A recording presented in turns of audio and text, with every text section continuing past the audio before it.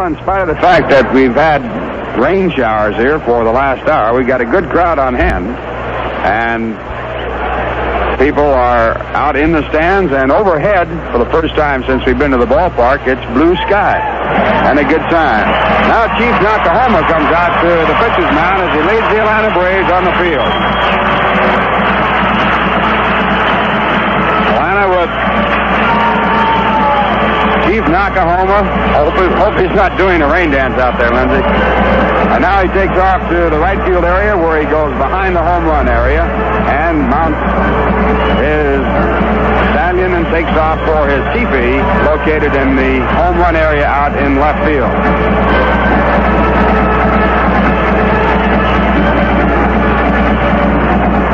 Taking a check of the other scores in baseball in the National League after an inning and a half, it's the Dodgers 2, Pittsburgh nothing. Carlos Steen against Steve Blass. The end of 1/2 inning, Montreal nothing. Houston coming up. Dan McGinn against Tom Griffin. Now the Chief taking his ride around and back to the home run fence over to his teepee, getting a big hand. Only game scheduled in the National League. A lot of action scheduled for the American. After 1.5, Kansas City won. The Yankees nothing. Cleveland beat Milwaukee 8-4. Boston topped Minnesota 5-1. At the end of 3, Chicago 5, Washington 2, Baltimore at Oakland, and Detroit at California. Now from Atlanta, Georgia, our national anthem.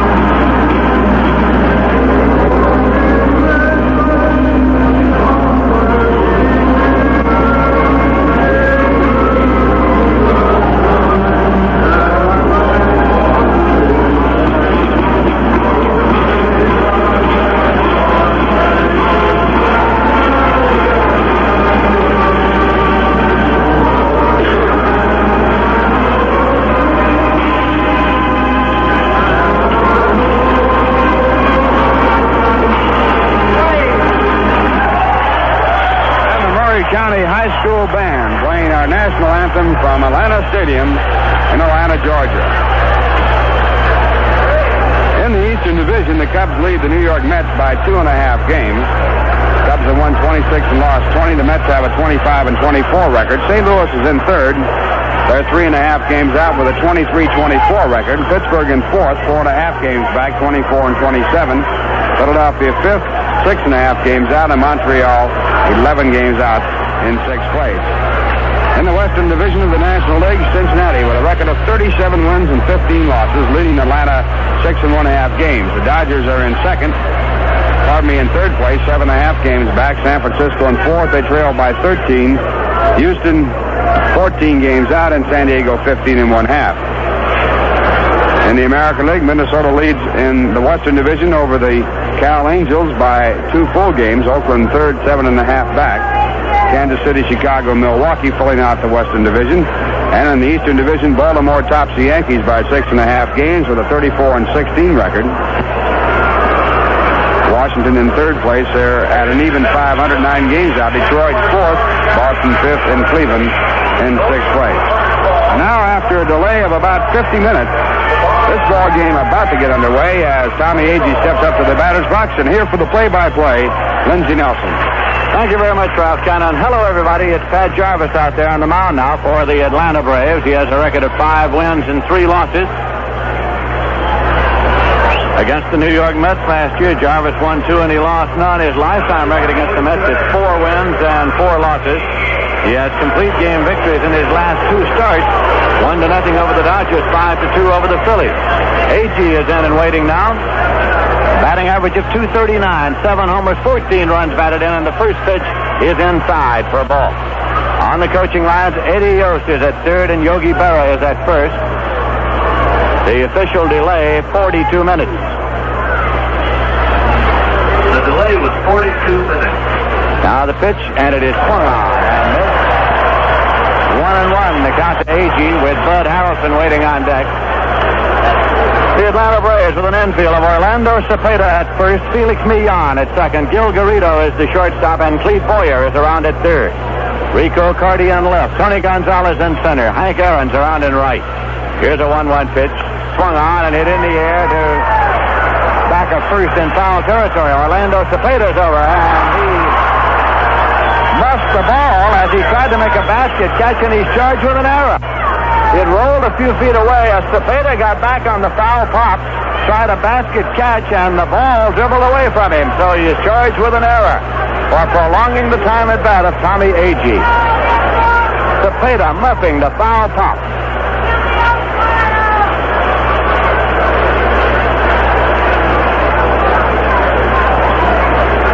Agee comes back, steps back into the batter's box, still alive here with a 1-2 count. Bob Tillman's the catcher. Sends out the sign. Here's Jarvis into the motion. Curveball hits about 2 feet in front of the plate. Lindsay, this time of night, as you well know, it's twilight time, and anything in the air is difficult to pick up. And Cepeda had to track through a lot of water, and then when he did finally get the ball, he didn't seem like he really had it in sight. So Agee is up there now with a 2-2 count. And here's the pitch. Swung on and foul back. It's out of play. Thad Jarvis is 29 years of age. His major league record, 55 victories and 38 losses.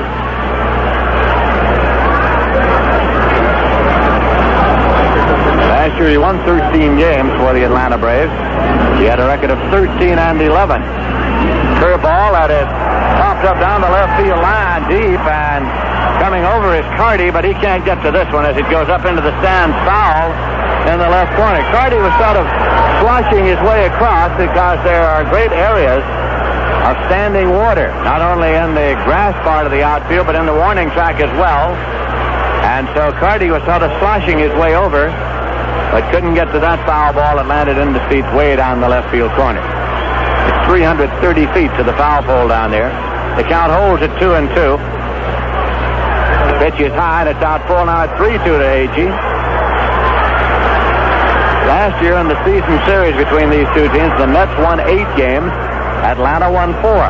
Then the Mets swept the Braves in 3 straight games in the National League Championship Series. Payoff pitch, swung on and foul back into the seats and out of play. So the count continues full to Tommy Agee. Last night's game was rained out. It was called off about 4 p.m. because it rained most of the day. To the contrary, for most of the day today, it was clear and the sun was out for part of the afternoon. Here's a payoff pitch.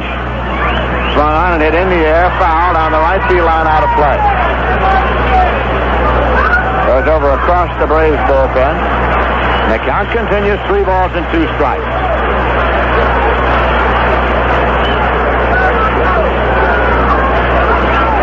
The Mets starting tonight with a record of 25 wins and 24 losses. 2.5 games back of the division-leading Chicago Cubs. There's a foul ball. It's back and out of play. Agee fouling him off and staying alive here.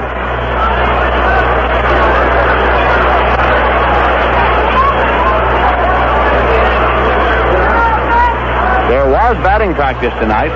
The rain didn't come until after the batting practice, which washed out infield practice.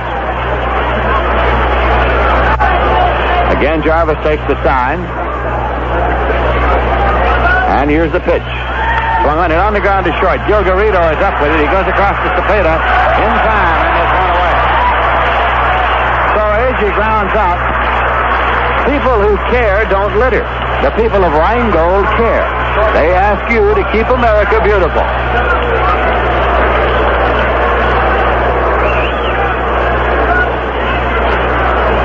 There are, by the way, 10 members of the Agee family here tonight to watch Tommy play. They're seeing him play Major League Baseball for the first time. His mother, Carrie, is here. His sister from Birmingham is here as well. Now Bud Harrelson's up, switch hitter, batting left. Thad Jarvis with a pitch hit on the ground. Deep shortstop, Gil Garrido up and over, and not in time. Harrelson beat it out for a base hit. Bud Harrelson has completed his military obligation. and is here for the remainder of this trip and the remainder of this season. Cleon Jones is coming up. Harrelson, starting the night, by the way, was hitting .269. Cleon Jones is hitting .214. He has 1 homer and 19 runs batted in. He's had 12 base hits in his last 27 times at bat. He's had 8 hits in his last 14 times at bat. Cleon Jones. Harrelson is the runner at first. Cepeda holds against him there. There's 1 man out.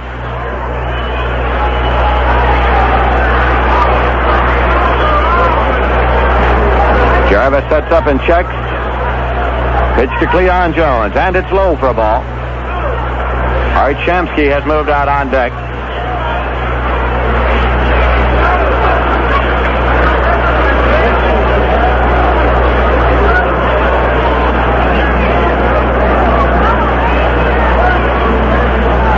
Throw over to first, not in time. Harrelson is back. The free agent draft got underway today in New York, conducted by Commissioner Bowie Kuhn. That pitch is in for a called strike. It's 1-1. The New York Mets had the 23rd choice, and the New York Mets selected as their first draft choice George Ambro, A-M-B-R-O-W. He's 6'1", 190-pounder, 18 years of age. He's an infielder from Poly High School in Long Beach, California. He hit .460. He has a good arm. That's the word on the Mets' first draft choice. Here's a swing and a miss. 1-2 now to Cleon Jones.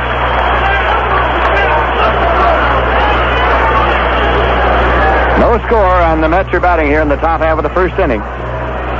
It's their second game of the season against the Atlanta Braves. Night before last, the Braves won by a score of 4-1.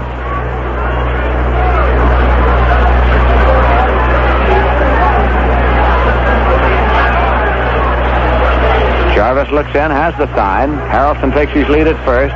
There's a throw over, and Harrelson's back.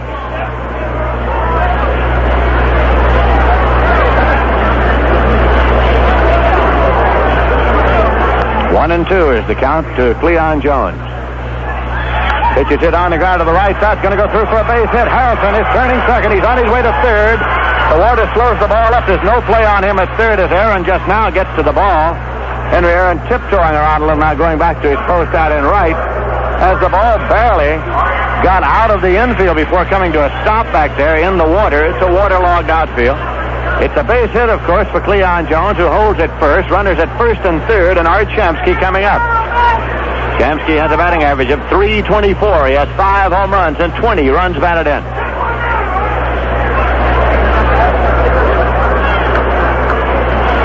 So the Mets are making a bid here in the top half of the first inning with runners at first and third and 1 man out.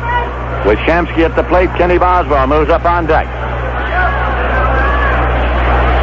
Jarvis with a pitch. Swung on and foul back into the seats and out of play. It's strike one.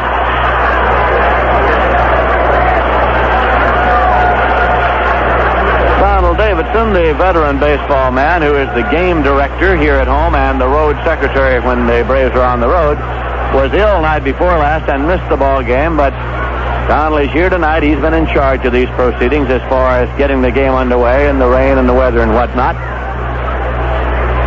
Runners lead at first and third. Pitch at a fastball high, and it's 1-1 now to Art Shamsky.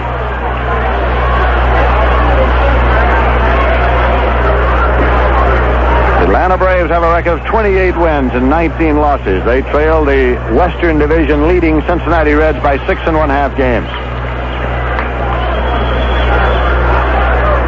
1-1 pitch. Let up, and it's popped up. At first base, Cepeda calls for it. He's near the bag, moves up to the edge of the infield grass and makes the play. Runners hold, 2 men are out. Shamsky popped up the changeup. Now Boswell will be the batter with 2 away. Boswell's hitting .280. He has 2 homers and 15 runs batted in.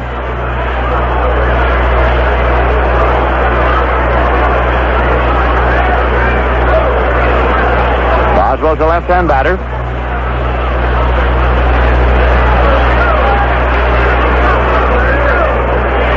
Steps back now to get a handful of dirt. back in. Harrelson's the runner at third. Cleon Jones the runner at first. Jarvis with the pitch. Fired in for a called strike at the knee. It's strike one to Boswell. Ron Swoboda is on deck.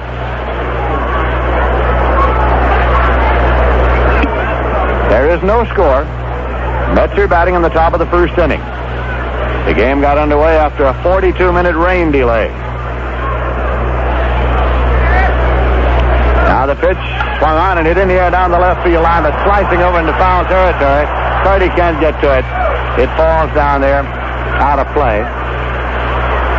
So the count goes to 2 strikes on Boswell. He hit it right down the line, and it sliced away off the bat of the left-hander over into foul territory. No chance for Carty to get to it.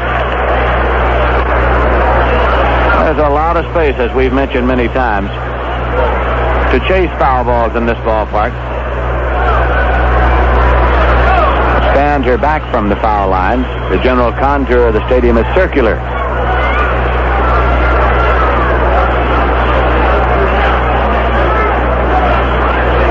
Jarvis looks for his sign. Sets up. Runners lead first and third. 2-strike delivery to Boswell. And it's on the way. Runner at first goes. It's outside. Jones goes to second. No throw. That is his 4th stolen base. Cleon Jones moved up. The changeup outside. So it is 1-2 now to Boswell. The Mets have 2 runners in scoring position. Jones at second. Harrelson at third. 4th stolen base of the season for Cleon Jones. Now Jarvis turns to work straight away. Bends forward to take his sign. Into the motion. Here's the 1-2 pitch. Fired and hit high into the air to right field. And in the heavy air, Hank Aaron is there waiting and makes the catch for the out that returns the try. A high fly ball to right field off the bat of Ken Boswell. So it is no run, 2 hits, no errors, and 2 left in the middle of the first inning. The score is the New York Mets nothing and the Atlanta Braves coming to bat. For the finest in Italian cuisine, visit Mangino's restaurant at the south end of Saratoga Lake. The fine chefs at Mangino's prepare your meal with the greatest of care. Your order is never prepared hours before and set aside to simmer. It's prepared just when you order it. Your dinner might take a little longer, but good food cannot be hurried. And at Mangino's, those extra few minutes are well worth the wait. Italian foods cooked precisely the way they should be, or American cuisine featuring steaks, chops, and seafood that is sure to delight the most hard-to-please taste. Mangino's restaurant is easy to reach, located on the south end of Saratoga Lake on Route 9P, just 2 miles from Route 9. If you're planning a party, call Mangino's for their special party menu, and they'll be glad to give you complete details. Try Mangino's restaurant, the home of fine foods on Route 9P at the south end of Saratoga Lake.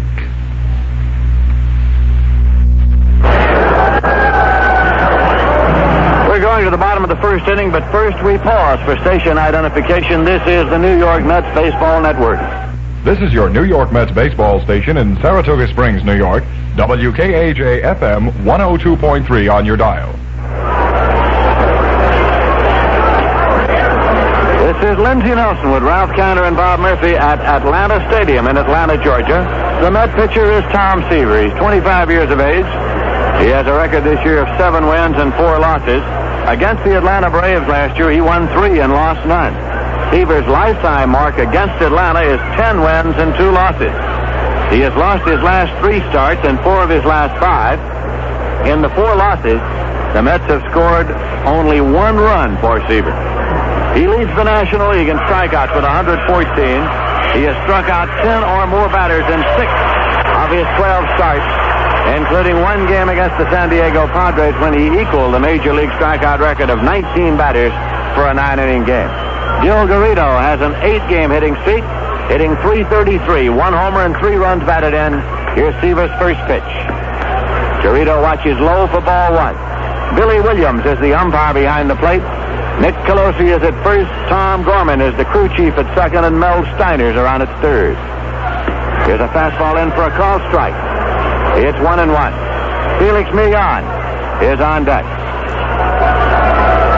Jerry Grody is the net catcher. 1-1 pitch. Curveball, and it's a little high. It's 2-1. On the coaching lines, Jim Busby is at third, and Billy Goodman is the Braves coach at first.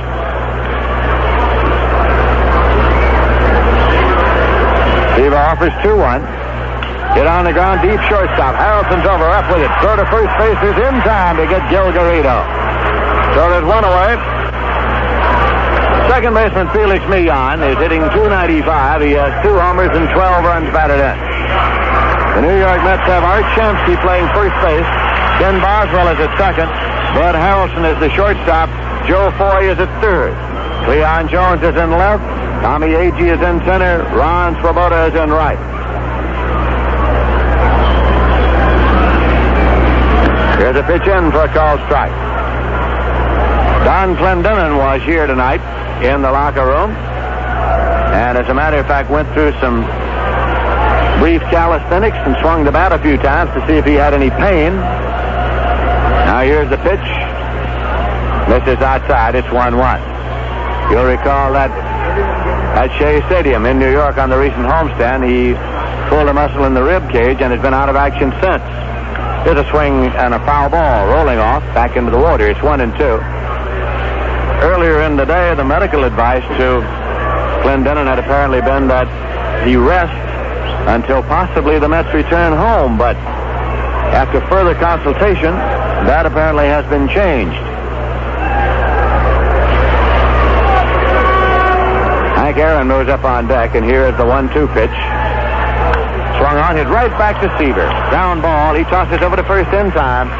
Seaver took it on one hop right back to the mound, off the bat of Millan, 2 away, and Hank Aaron's at it.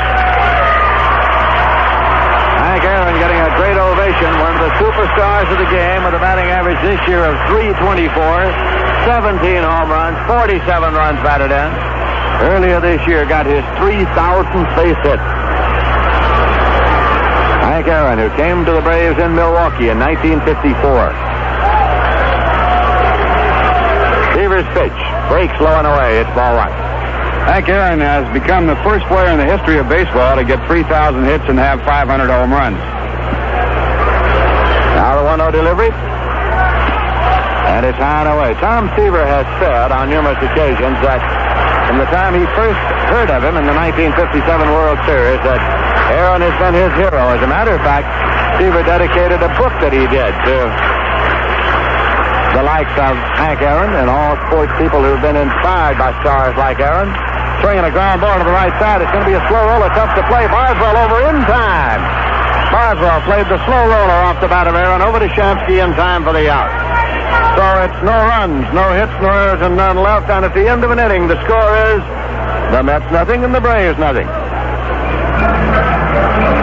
Well, fans, a number of national organizations are going to be holding some big days and nights at Shea Stadium during the next homestand, which will begin on Friday night, June 12th. That's when these Atlanta Braves will be in New York for the first time this season. On Friday night, June 12th, for instance, more than 4,000 members of the Knights of Pythias will be on hand for the opening game of the Atlanta series. And then 2 days later, on Sunday, June 14th, another group of 4,000 members and friends from Unico National, the Italian Charitable Mental Health Association, are expected to attend the Mets game with the Atlanta Braves. And on Wednesday, June 17th, more than 15,000 Masons and Knights of Columbus will be on hand for their big Fraternal Night. Fraternal Night, Wednesday, June 17th, the Mets will be meeting the Cincinnati Reds. So there's a big homestand coming up. The Mets at Shea Stadium. Tickets are now on sale for any and all of those games at a wide variety of convenient locations all around the town.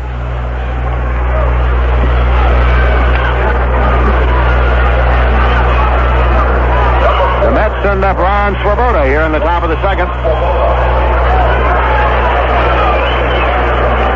Swoboda's hitting .263. He has 3 homers and 21 runs batted in.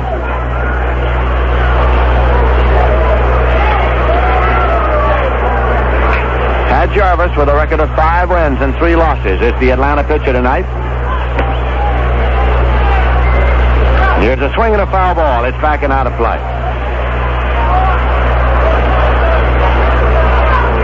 We'll be be on the air tomorrow night from Crosley Field in Cincinnati at 8 p.m. New York time with radio and television coverage of the New York Mets and the rampaging Cincinnati Reds. The Reds are leading in the Western Division by 6.5 games. They've won 37 games and lost only 15.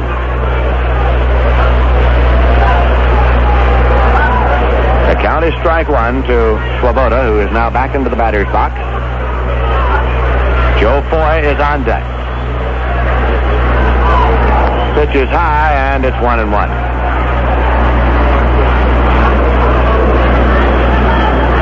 Mets will be in Cincinnati for a weekend series, and then they move on down to Houston.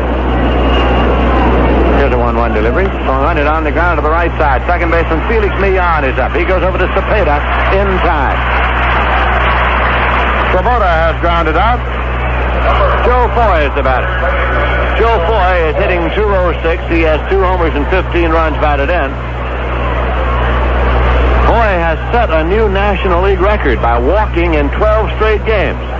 The old record was 11 by Jim Wynn in 1969 and Willie McCovey of the Giants earlier this season. Foy has drawn at least 1 walk in 12 consecutive games. There's a swing and a foul ball. It's backing out of play. You know, you wonder where they get those records, because that's an unusual record. People usually don't pay that kind of attention to something that is that odd.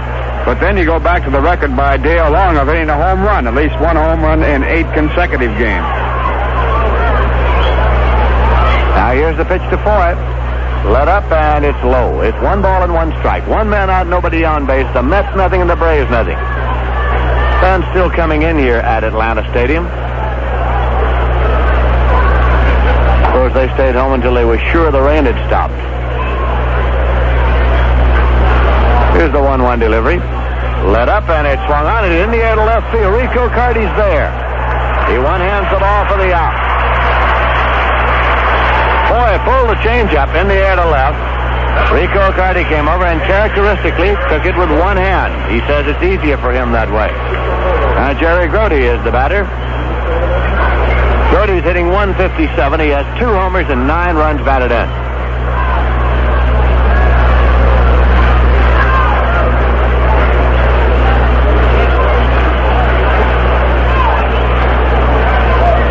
Here's a swing and a foul ball. It's off to the right side, out of play. Strike one to Grote with pitcher Tom Seaver moving up on deck.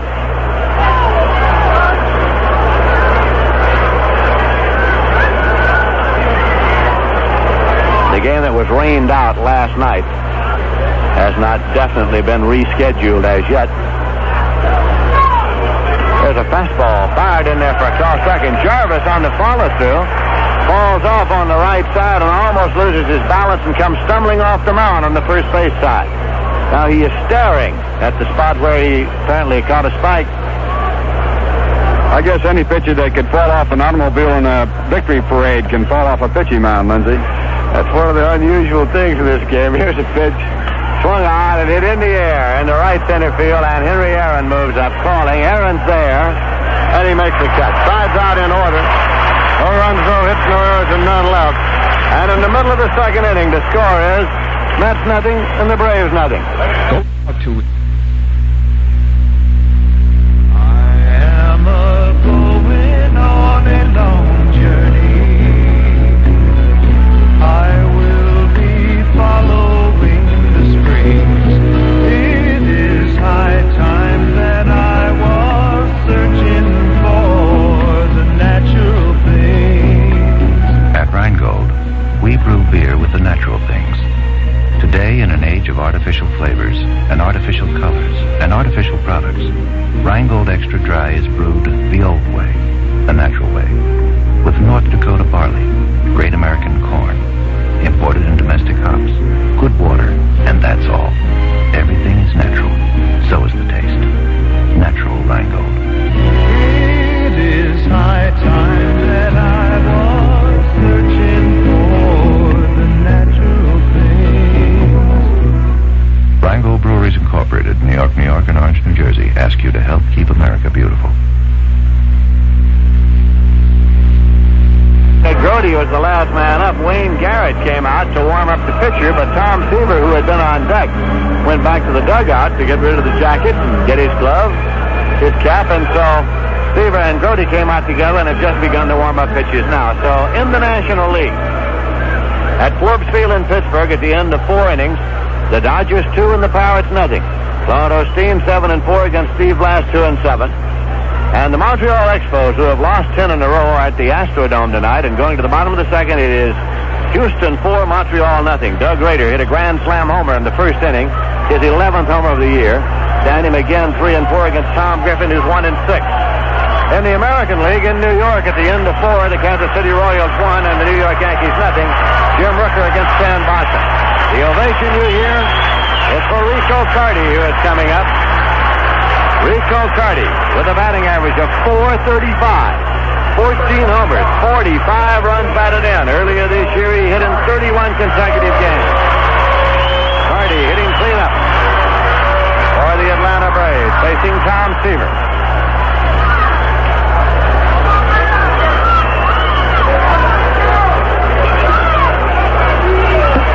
Seaver's pitch fired in there for a called strike.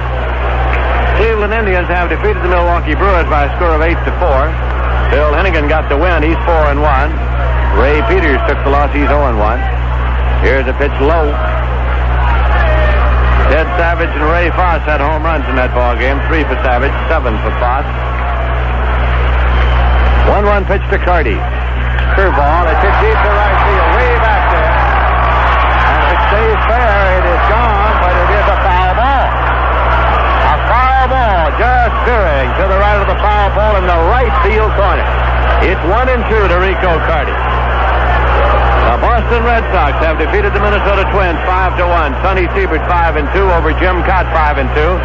Mike Andrews hit his 5th homer in the 6th with 1 on. Billy Canigliaro hit his 4th in the 6th with nobody on. Orlando Cepeda is on deck for the Atlanta Braves. 1-2 pitch to Carty. Outside, 2-2. The end of 6 innings of play, the Chicago White Sox 5 and the Washington Senators 2. Jerry Kreider for the White Sox. Dick Bosman relieved by Jim Schellenbach in the 2nd for Washington. Here's a swing and a fly ball into relatively short center. Agee is coming up, pounds the glove and makes the catch, and he really splashed through the puddles on the way in to grab that one. Carty has flied out to short center field. Say, can you name the cola that's cooling off the hot town? From Ice to Miami to Los Angeles, it's Royal Crown Cola, the one with the kicky taste. Seaver's waiting for Agee to get back to his position in center now.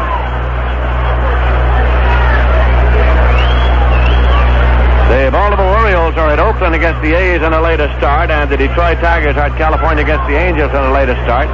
Seaver turns again to look to see if Agee's back yet, and he is. So it's Orlando Cepeda, and the pitch breaks in there for a called strike. Start him off with a slider. Cepeda is hitting .316. He has 11 homers and 34 runs batted in. Tony Gonzalez moves up on deck. Here's a swing and a fly ball to right. It's back there. Going back is Ron Swoboda and makes the catch right at the edge of the warning track. And as he took that last step, he went it over his shoe top. But it is a fly ball to deep right for the 2nd out.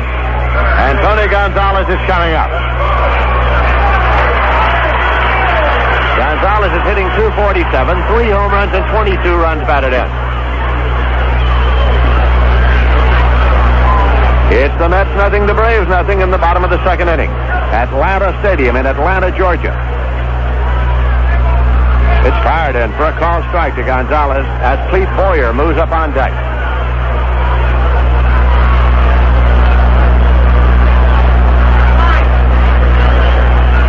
There's a swing and a ground ball that's foul back to first, taken by Shamsky back there.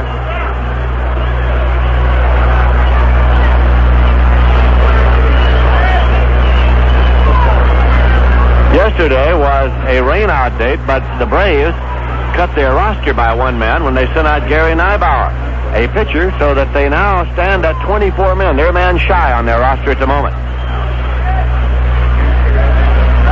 This is in for a call strike 3. Seaver gets his first strikeout. He threw that one by Tony Gonzalez. So Seaver has retired 6 consecutive batters. No runs, no hits, no errors, none left. At the end of 2 innings of play, the score is The Mets nothing, and the Braves nothing. Hey, Met fans, how about that dirty car of yours out there in the driveway? The one you hate to admit belongs to you. Then isn't it about time you visited Friendly Freddy's Car Wash? Friendly Freddy's is the only automatic car wash in Saratoga Springs. All you do is sit in your car and let the automatic machine do the rest. All for only $1.25. For that low price, your car is washed spotlessly clean, rinsed thoroughly, and left bright and shiny, just like it was brand new again. For an additional 50 cents, you can have your car automatically waxed. All this happens in just a matter of minutes while you sit right in your car. If you're one of these do-it-yourselfers, Friendly Freddy's has coin-operated facilities where the wash job is all yours. Either way, for the best in car care, take your car to Friendly Freddy's on High Rock Avenue, just off Lake Avenue. Friendly Freddy's, the only coin-operated, fully automatic car wash in Saratoga Springs.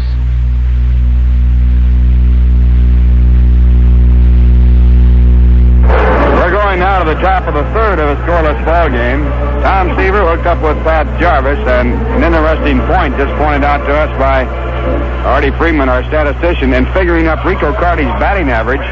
The percentage book that he uses doesn't have enough numbers in it to figure up his high batting average, and you have to do it by hand.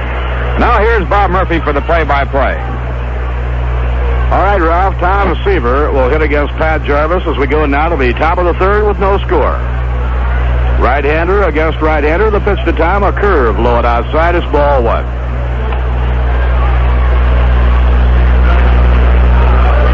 Leadoff batter, Tommy Agee, waiting on deck, and then Bud Harrelson.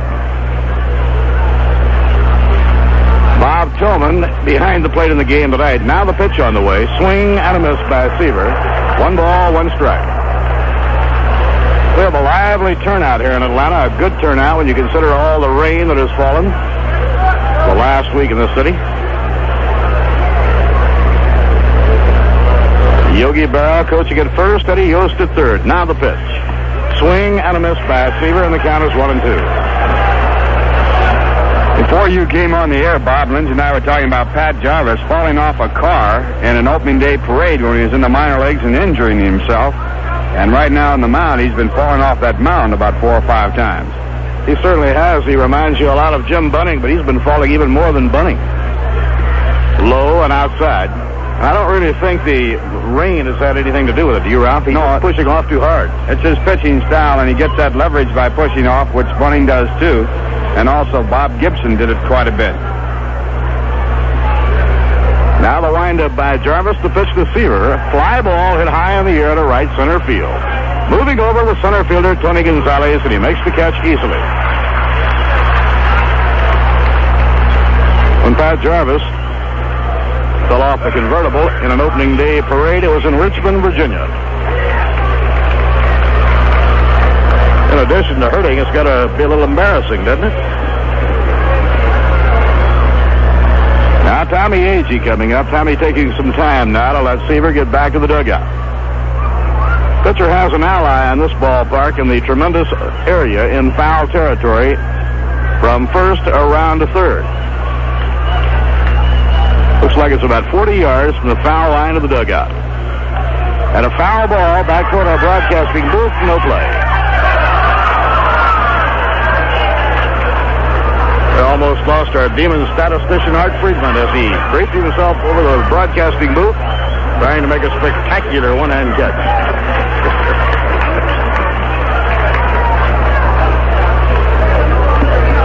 One strike count on Tommy Agee. Now Jarvis winds. Here's the pitch on the way. He bends this one on the outside corner. Strike 2.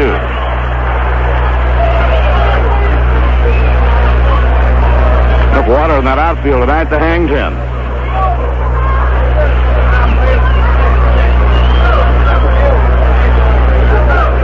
Tommy Agee cocks the bat. Here's the pitch by Jarvis. Swung and foul. Back into the screen. No play. Braves remain at home this coming weekend. The Mets will be in Cincinnati. Gill has not decided on whether it will be Koosman or Gentry on Sunday. One will pitch Sunday and the other Monday night in Houston. Now Now the pitch on the way to Tommy. Breaks low and outside. 1 ball and 2 strikes.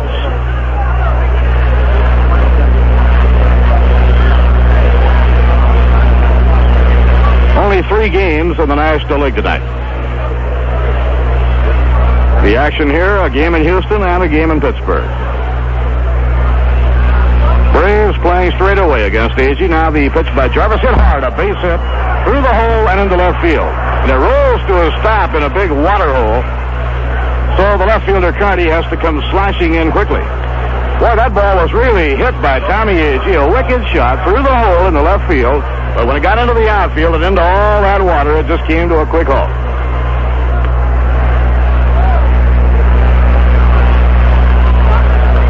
For the New York Mets, their third hit off Pat Jarvis, and now Bud Harrelson is the batter. Bud, returning to the lineup here tonight, was on base with an infield hit to short his first time up.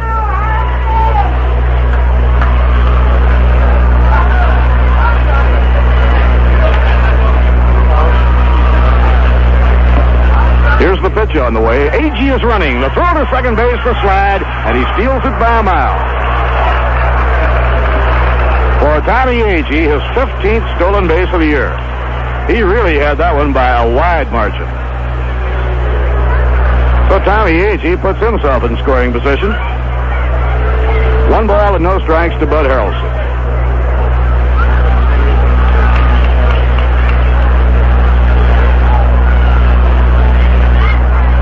Now Jarvis off the stretch delivers to Harrelson. It's foul back toward the screen. Tommy's first year with the Mets, he stole 13. Last year he had 12.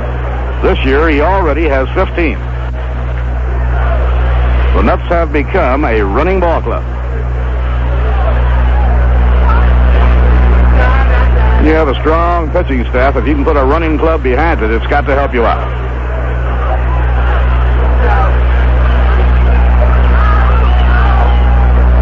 Now Jarvis looking in to get his sign from Bob Tillman. 1 out and 1 on, top half of the third. Tony Gonzalez playing over to left center against Bud Harrelson. And Rico Carty is favoring the left field line. And now, as Jarvis takes too much time, Harrelson asks for time and steps out. The Dodgers lead the Pirates 2-0 after 5 behind Claude Osteen. Osteen lost his first 3 this year, but has won 7 of his last 8. Curve at the knees, a call strike. Ball players call Claude Osteen Gomer Pyle. He looks exactly like Gomer Pyle. Steve Blass pitching for the Pirates tonight. Houston leading Montreal on the grand slam in the first inning by Doug Rader, 4-0 at the end of 2.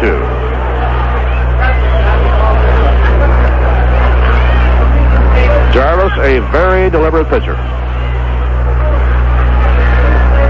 Now the 1-2 delivery, and a smash hit up the middle, a base hit by Bud Harrelson. Agee around third, he will score, and the Mets take the lead, 1-0. Well, Bud Harrelson, celebrating his return, has 2 for 2, a run batted in, and he puts the Mets in front.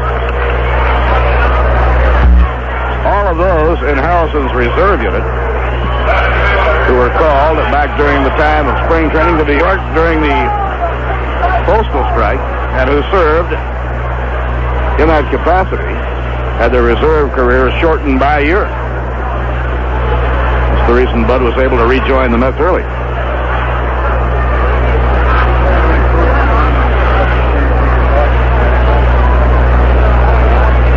Leon Jones sitting now against Pat Jarvis. The Mets have gone in front 1-0. A throw to first, not in time. The RBI for Buddy Harrelson, his 15th of the year. Low and outside, ball 1.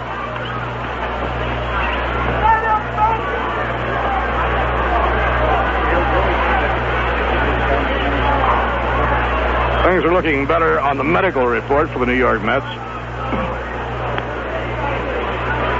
Now the pitch on the way. This is over at the knees, a call strike. Dave Marshall has been sidelined with a muscle pull in the groin. Talking with Gill before the game tonight, Dave is just about ready to play. He's available for pinch hitting, but he's about ready to return to action. And Don Clendenin will be with the Mets Saturday in Cincinnati. Swing and a miss by Cleon Jones. 1 ball and 2 strikes. Glenn Dunnan will join the Mets for the Saturday night game. And it might very well be that he'll be available for action in Cincinnati.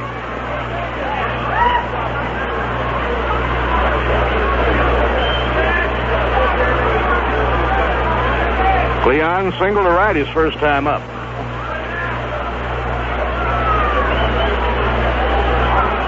Now Jarvis, the stocky right-hander, checks his runner, and he steps off. They call Pat Jarvis the Bulldog. He's tenacious and a very tough pitcher with men on base. Swing and a miss. He struck him out. So Jarvis, digging in with a man on, strikes out Cleon.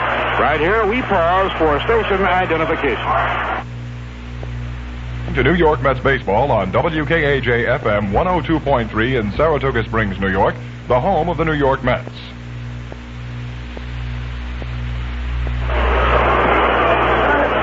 Bob Murphy with Ralph Kiner and Lindsey Nelson, Atlanta Stadium, 3rd inning. Mets lead 1-0. Art Shamsky hitting now against Pat Jarvis with 2 down, and Bud Harrelson on first. Now Jarvis throws to first base. Pretty good illustration as to why they call Jarvis the Bulldog. He had not struck out a batter, but when he got in the jam, he struck out Cleon Jones, a good hitter. There goes Harrelson. The pitch is strike. The peg to second to slide, and the ball goes into short center field. Harrelson trying for third. He'll make it. Stolen base for Bud Harrelson and an error charge to Tillman on the low throw. For Bud Harrelson, his 13th stolen base. That's a career high for Bud Harrelson in the major leagues. In his rookie year, he had 12, and this was his 13th stolen base. So the Mets are 2 for 2 in the larceny department here in the 3rd inning.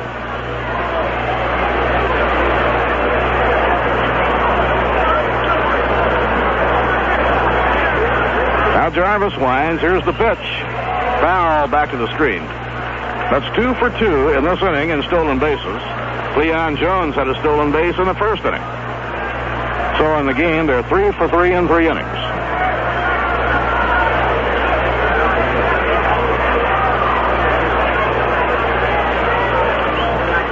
Bud Harrelson on third. Shamsky waiting with a 2-strike count.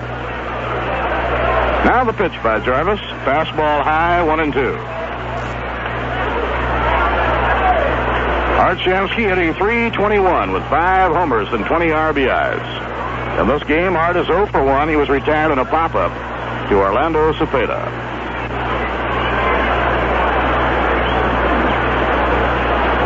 Now around comes the arm of Jarvis, and a high fly ball hit the shallow center field. Gonzalez coming in, slows up, and he makes the catch. Side retired. For New York, 1 run, 2 hits, 1 error, 1 left. And the score in the middle of the 3rd inning in Atlanta, the New York Mets 1, the Atlanta Braves 0.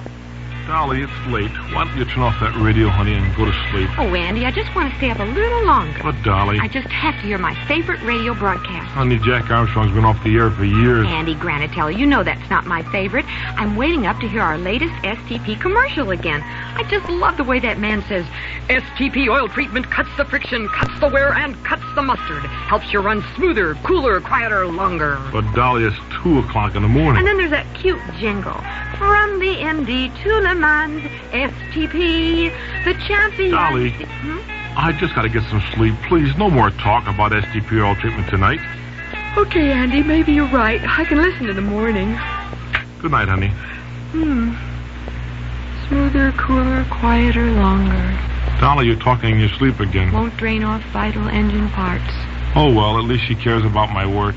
STP is the racer's edge.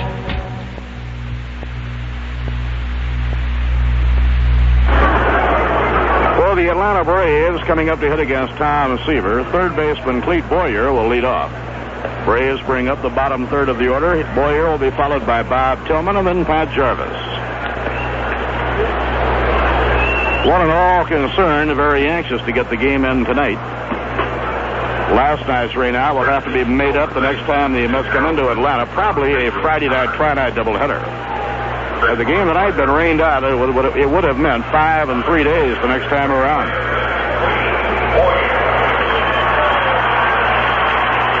Now Clete Boyer. Clete hitting at .214. He bounced back to a good year with the Braves last season. Previous year, he had been hurt. Long drive to left center field. Jones and Agee go back. Agee's there and makes the catch. Tommy Agee was favoring left center against Clete Boyer, a pull hitter, and it worked out just right. Now Bob Tillman. Tillman hitting .254. 3 home runs, 11 RBIs. He's a right-hand batter. And Seaver's pitch to him, hit hard. Oh, what a catch by Joe Foy.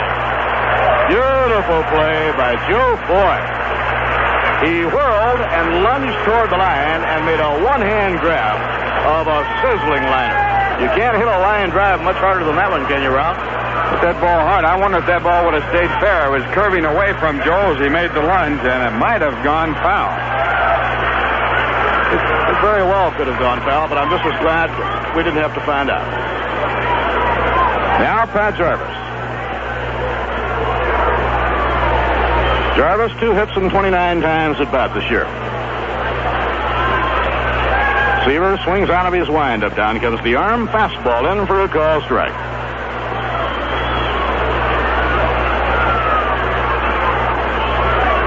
Tommy Agee not figuring him to pull the ball. Ground ball hit the shortstop. Harrelson flashing to his right. He's up with it. Good throw to Shamsky. Another 1-2-3 inning for Tom Seaver. No runs, no hits, no errors, and none left on.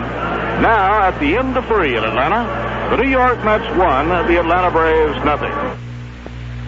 Globe Supply, downtown Saratoga, is the place to go for rolling and roll-fast bicycles. You will find a large selection to choose from, and they come in all speeds. Every new bicycle purchased at Globe Supply comes fully assembled and carries a 90-day service and maintenance guarantee. You can also have your bike repaired by experienced mechanics at Globe. For all your bicycle accessories and parts for English or American bikes, shop Globe Supply, downtown Saratoga, open daily from 8:30 a.m. to 6 p.m. and Friday night until 9 p.m. A disability income plan designed by the John Hancock Life Insurance Company can make a big difference if you're unable to work. Family needs don't stop if you're disabled. There's always the rent, the food, the clothing, the children's education, and you'll probably have to dig into your family savings. But a John Hancock disability income plan will guarantee you a regular income if you're disabled. For a plan to meet your family's needs, call Ben Yanklowitz, 783-5571, or write to Ben Yank, Box J, Latham, New York.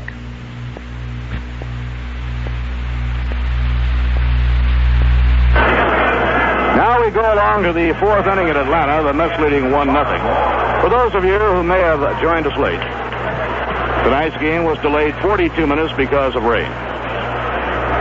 Ken Boswell facing Pat Jarvis.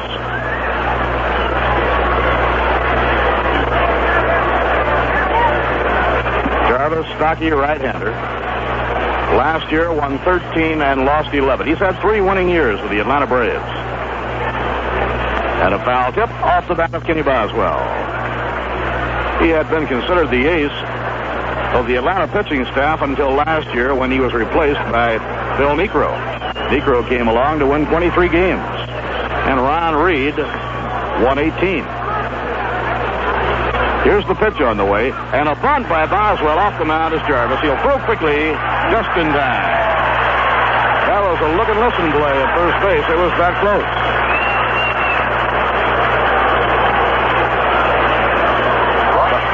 Fans will recall that on the last homestand, Boswell won a game for the New York Mets with a very heady and well-placed bunt up the third baseline. Ron Swoboda batting for the second time. Ron is 0 for 1. He bounced out to second his previous time up.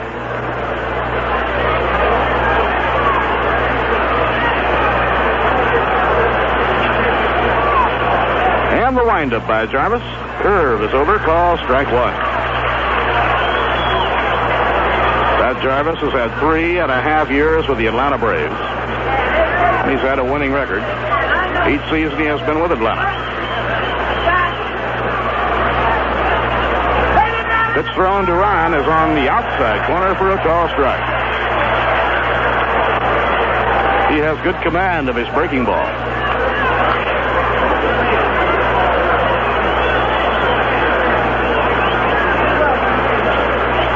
Now the pitch on the way. Swing and a miss. He struck him out. He got him with a hard slider. So Jarvis gets Swoboda on 3 pitches.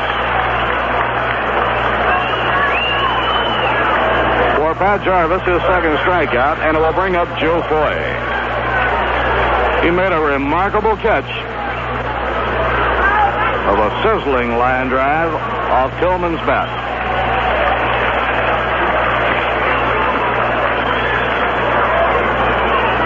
Now the pitch on the way, and it's in for a call strike. The Braves have won 14 of the last 16 games they've played at Atlanta Stadium. They're very hard to beat in this ballpark. They had an unusual 6-game losing streak at home at the start of the year. Hit hard on the right side of the infield, handled by Felix Millan. And thrown to Cepeda. The Mets are out. No runs, no hits, no errors, and none left on. And the score in the middle of the 4th inning, the New York Mets 1, the Atlanta Braves 0. For the finest in Italian cuisine, visit Mangino's restaurant at the south end of Saratoga Lake. The fine chefs at Mangino's prepare your meal with the greatest of care. Your order is never prepared hours before and set aside to simmer. It's prepared just when you order it. Your dinner might take a little longer, but good food cannot be hurried. And at Mangino's, those extra few minutes are well worth the wait. Italian foods cooked precisely the way they should be, or American cuisine featuring steaks, chops, and seafood that is sure to delight the most hard-to-please taste. Mangino's restaurant is easy to reach, located on the south end of Saratoga Lake on Route 9P, just 2 miles from Route 9. If you're planning a party, call Mangino's for their special party menu, and they'll be glad to give you complete details. Try Mangino's restaurant, the home of fine foods on Route 9P at the south end of Saratoga Lake.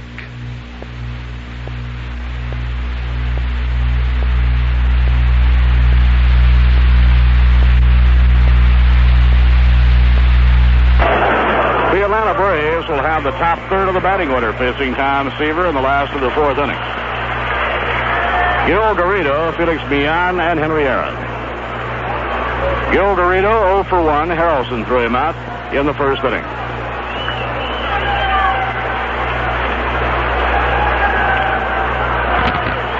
They have had to keep the infield covered so much the last week in Atlanta, the grass is virtually gone. Now the pitch on the way, outside, ball 1.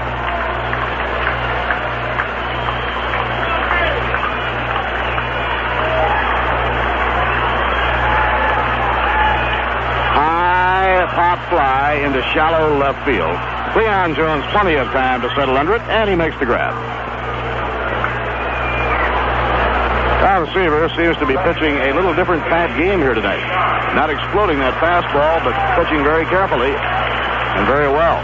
Pretty obvious that Tom has cut down the velocity of his fastball, and possibly because he was being hit, in spite of the large amounts of strikeouts, fairly hard with his hard stuff, and he didn't have the pinpoint control that he would like. Here today, he's been spotting the ball around and has changed his style considerably. Now Felix Millan choking up on the handle of the bat. He's a right-hand hitter and a good one. Low and outside, it's ball 1. Felix Millan, the all-star second baseman, hitting at .294. Seaver's also throwing a lot less pitches. He threw only 4 pitches in the 3rd inning. Swing and a miss at a fastball, 1 ball and 1 strike. Tom, the major league leader in strikeouts, has only 1 K thus far tonight. Tom does not especially go after strikeouts, only in certain situations. And a fast one on the outside corner is strike 1 and 2. He has been repeatedly saying that he does not consider himself a strikeout type pitcher.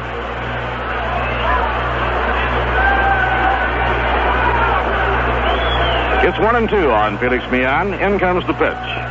Fouled. He just barely got a piece of it. The Mets lead 1-0. The Braves are at bat in their half of the 4th inning. The infield and the outfield straight away against Millan, who hits out of a crouch. He chokes up on the handle of the bat. And a smash hit toward the middle, a base hit to center field. Agee will have to hurry in and find it in the water hole. Now he throws it back to the infield. And the Braves have their first base hit of the game. So Millan gets on in front of the big howitzers, Henry Aaron and Rico Carty.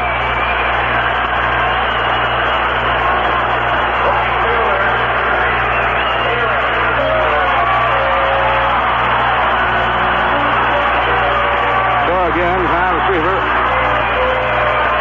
faces the man that he has so much admiration for, Henry Aaron.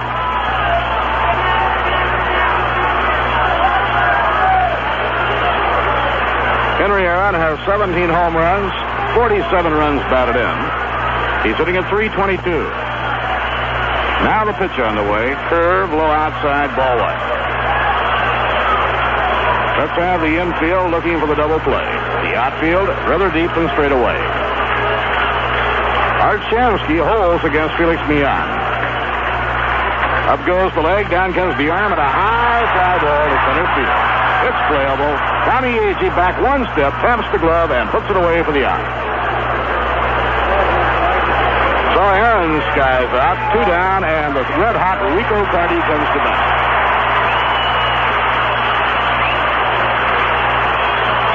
Carty with 14 home runs, 45 runs batted in, at a .432 average.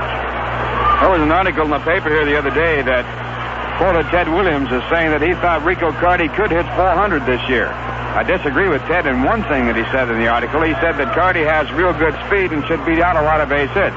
Carty does not beat out many hits, and he isn't that fast. Rico, right-hand power hitter. Lifetime 300 hitter. And the pitch by Tom Seaver. Fastball in, strike one call. Carty is a lot like Rogers Hornsby in his hitting. He hits the ball very strongly to the right side of the diamond, and he does not strike out much.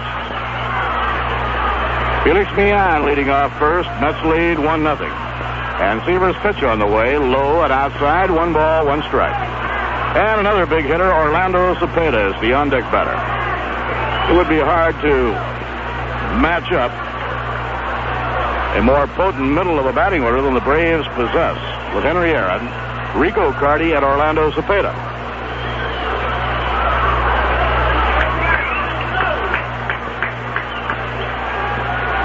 Now Seaver checks the runner. The 1-1 delivery. Swing and a miss on a beautiful changeup off the curve.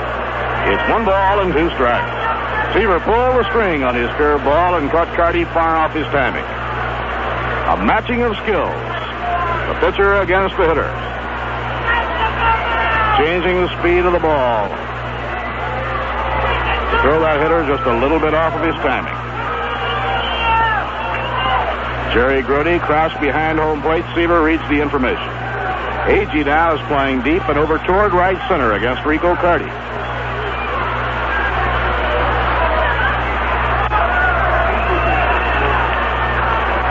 Rico Carty steps out of the batter's box.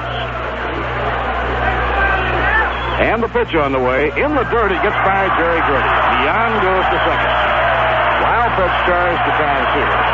Tom trying to pull down a little too hard on that curveball.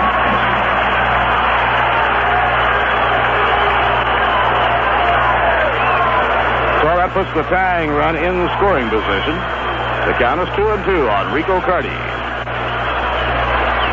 Carty had 1 for 3 in the opening game of the series. Game last night, of course, rained out.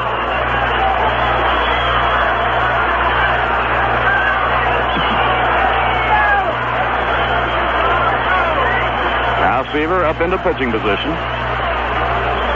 And the pitch on the way. A towering pop foul coming back to the crowd. No play.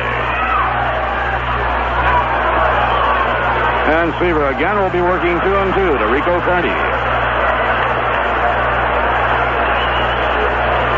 The Dodgers lead the Pirates 5-0 in the 6th inning in Pittsburgh. And the Houston Astros lead Montreal 4-0 in the 3rd. The Expos were playing good ball the last time the Mets were up there and continued to play well for another 4 or 5 days, and then they hit the skids. They've lost 10 straight. Pitching 2-2. In the dirt, ball 3. Beautiful pickup by Jerry Grody. Backhand grab of a mean pitch in the dirt, low outside. Seaver is working very, very hard to get Rico Carty. Now Tom has his sign. And the 3-2 pitch. Ball 4. It's low outside. The baby bull, Orlando Cepeda, coming up with 2 men off. Cepeda, a lifetime .299 hitter. After 12 years in the major leagues. His lifetime average only dipped below 300 for the first time last year. He's hitting .314 right now with 11 home runs and 34 runs batted in. He skied to right his first time at bat this evening. Felix Millan is on second. Rico Carty on first. There are 2 men away. And the Mets leading 1-0 in the 4th inning.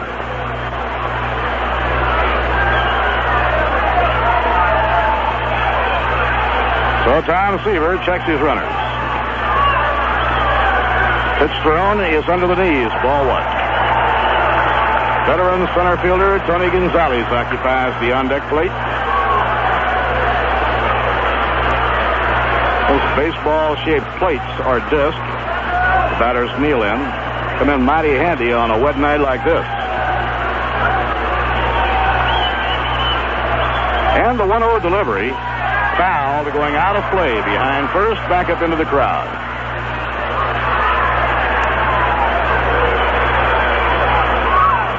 Orlando Cepeda. Strong right-hand hitter.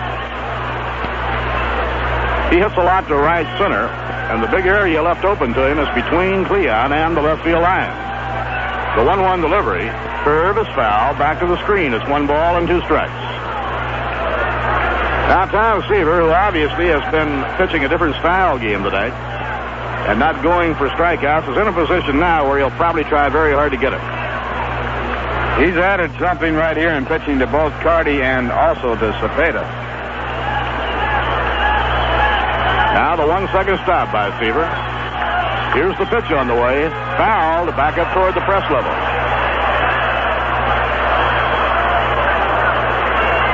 So the count stays at 1-2 on Orlando Cepeda. Cepeda hitting number 5 in the Atlanta batting order.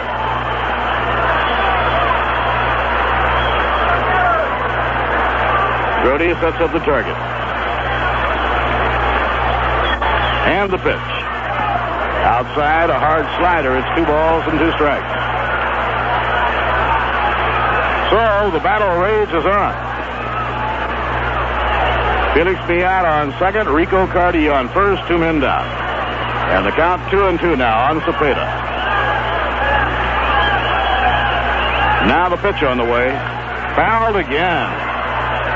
Now Cepeda battling hard against Tom Seaver. A good pitcher working to a strong hitter.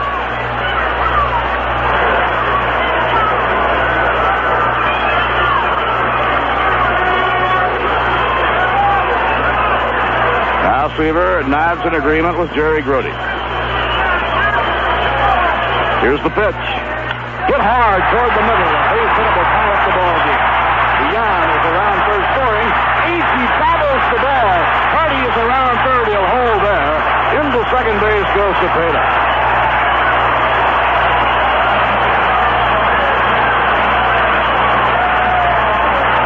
Tie game. Cepeda, after fouling off 4 pitches.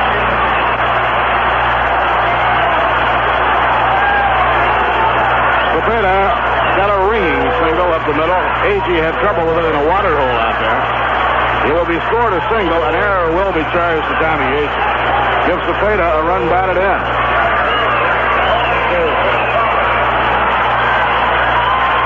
The error charged on Tommy Agee, which enables Cepeda to take second, and an intentional walk now will be given to Tony Gonzalez. First base is open with runners on second and third, 2 down. The Mets prefer to have the right-hand batter Clete Boyer up instead of the left-hander Tony Gonzalez. There's ball 4, served outside intentionally.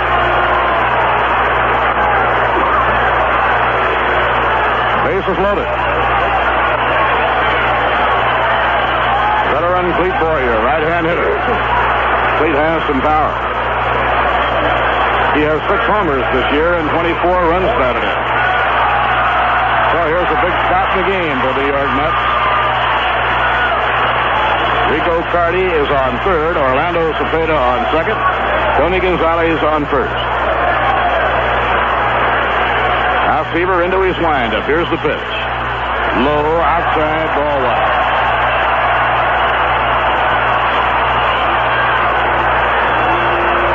Tom is off of his cap, wipes the perspiration off his brow, looks into Grote for his next sign. And the pitch on the way to Clete Boyer, a high fly ball hit the left field. Leon Jones is coming in. He's under it waiting.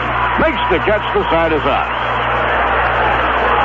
Tom Seaver getting Clete Boyer with the bases loaded. 1 run. There were 2 hits, 1 error, and 3 left on. Now at the end of 4. The New York Mets won and the Atlanta Braves won. I am going on a long journey. I will be following the springs.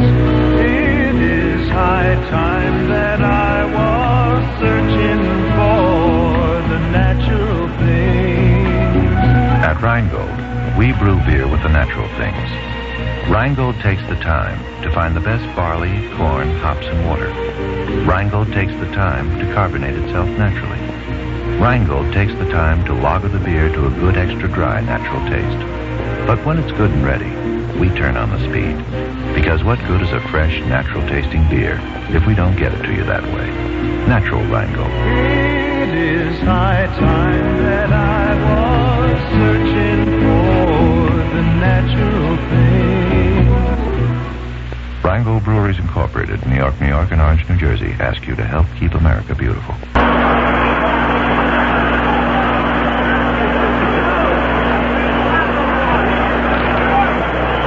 The game is tied 1-1. It's inning number 5, and Jerry Grote is up against Pat Jarvis. Jerry 0 for 1, fly to right, his first time up. Now Jarvis out of his windup. Here's the pitch, and it's outside, ball 1.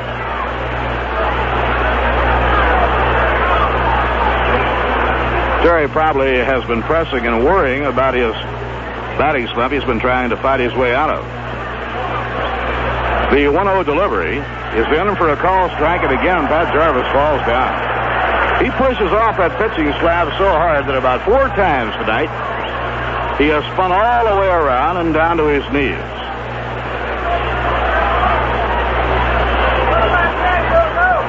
One ball, 1 strike.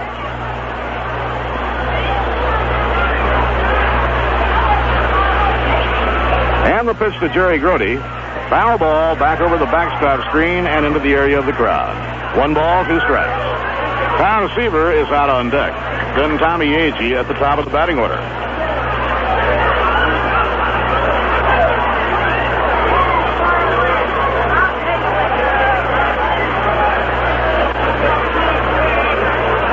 Jarvis getting his sign from Tillman. And the 1-2 delivery. Ground ball hit on the right side of the infield. Felix Millan comes up with it. Takes to Cepeda. Grote is out. Gillette Platinum Plus has the platinum alloy edge that makes shaving smoother, closer, more comfortable than any blade in history. Gillette Platinum Plus. For the shave you've always wanted and more.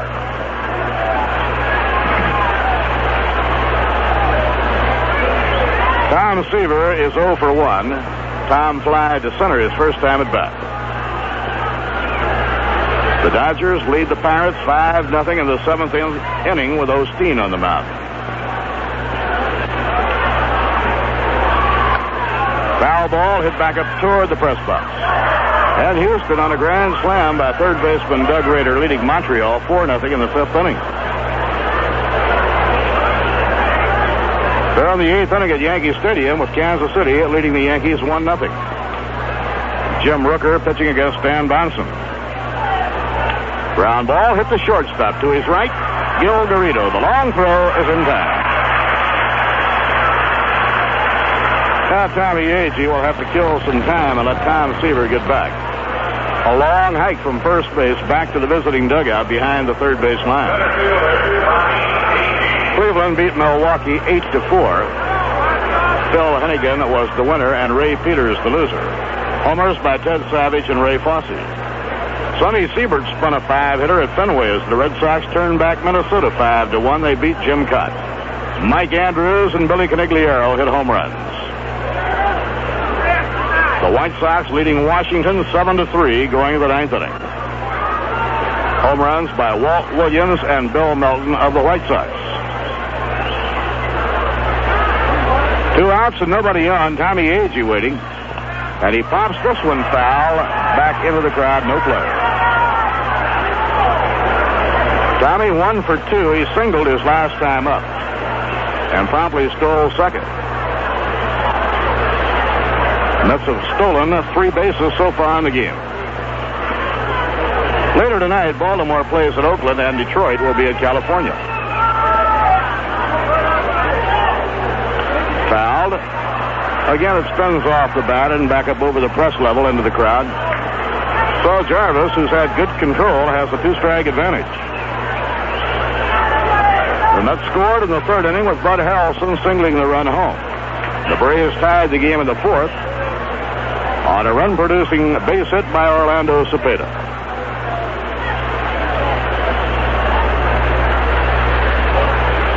Two-strike pitch. Low and outside as Agee refused to go for a bad ball. Last year, en route to the championship, the Mets beat the Atlanta Braves 8 of the 12 games, winning 4 out of 6 here and 4 out of 6 at Shea Stadium. Pitching 1-2.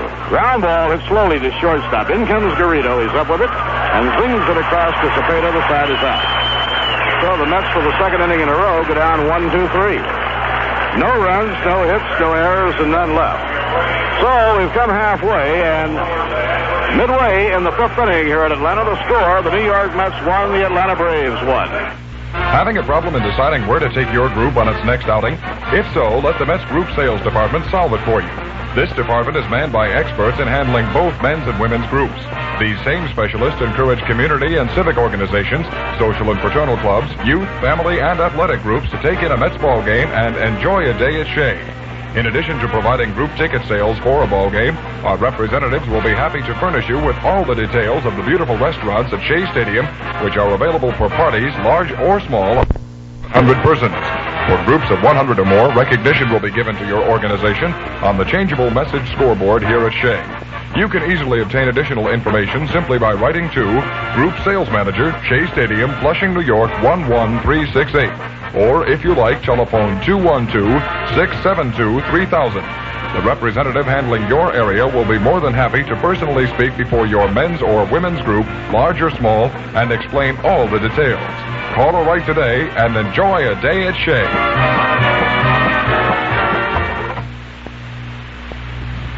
Before the Atlanta catcher, Bob Tillman, leads off in the last half of the 5th inning. We will pause for station identification. This is the New York Mets Baseball Network. This is New York Mets Baseball on WKAJ-FM 102.3 in Saratoga Springs, New York. Bob Murphy with Ralph Kiner and Lindsey Nelson. Following the game tonight, the Mets will be flying to Cincinnati. Nolan Ryan will face the slugging Reds tomorrow night. We will be broadcasting and televising tomorrow night's game from Cincinnati. Hope you plan to join us. 3 games in Cincinnati tomorrow night, Saturday night, and Sunday afternoon. Next Monday, Tuesday, and Wednesday nights, the Mets play in the Astrodome. Bob Tillman hit a hard line drive and was robbed of a hit by Joe Foy his first time up. Fastball outside, it's ball 1. Tillman hitting .250. Big, strong right-hand batter. Low and outside. It's ball 2, 2-0.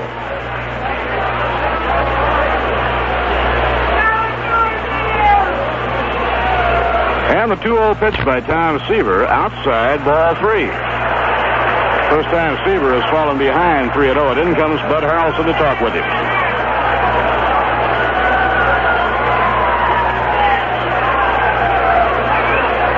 Tom trying to snap a 3-game losing streak here tonight. Tom has lost 4 of his last 5, and in the 4 losses, he's had 1 run to work with.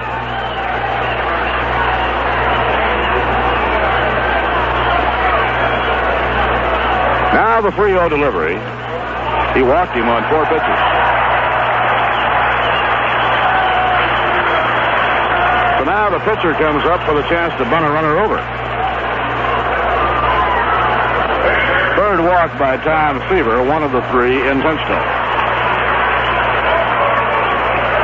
Pat Jarvis, the Atlanta pitcher, will be stepping in a bunt situation. And if Jarvis can bunt Tillman over, the Braves then will have the top 2 men in their batting order, Gil Garrido and Felix Millan, to try and take the lead. The game is tied 1-1. Foy comes in close looking for the bunt. He squares around, doesn't offer, the pitch is over.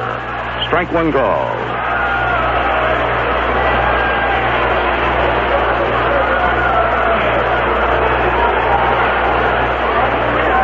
Shortstop Gil Garrido takes a couple of phantom swings in the on-deck circle. Shamsky holding against the runner. Foy coming in close from third. Now the pitch. Bunted, fair ball. Seaver up with it. Blaze going to Harrelson. Run. First base. Not in time. Just missed the double play. Tom Seaver with a good, strong, accurate throw to Buddy Harrelson. And they take Tillman, the lead runner, off.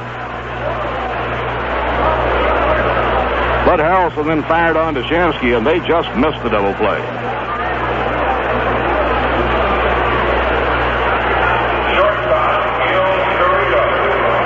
So a runner on first, 1 out. Gil Garrido comes up.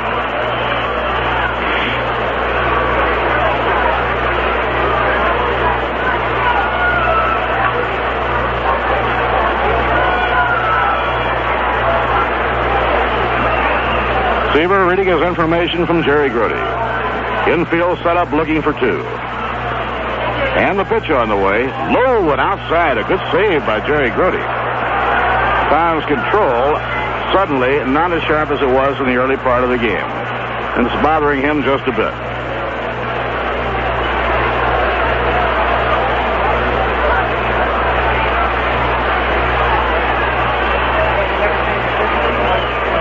And the pitch on the way. This is down the middle. A good fastball. Is 1 ball, 1 strike.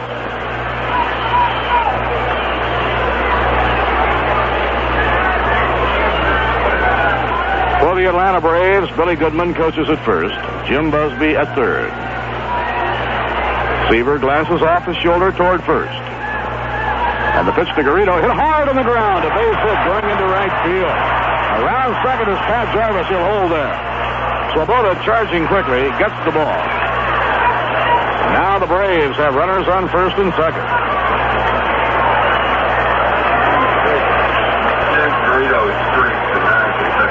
Well, Gil Garrido, known more for his fielding than his hitting, now has hit safely in 9 straight ball games. And Seaver has a tough job in front of him. 1 out, runners on first and second. Felix Millan, the batter. He singled to center to start the rally by the Braves in the last inning. And behind Millan in the batting order, Henry Aaron. Mets looking for the double play. Here's the pitch to me. A fastball, strike 1 call. Millan runs well. He is not an easy man to double up. Foy playing even with the bag wide of the line at third. Bud Harrelson shaded a bit toward the middle of the diamond. And the 1 strike delivery. Swing and a foul tip. And now Tom has a 2-strike count on Felix Millan.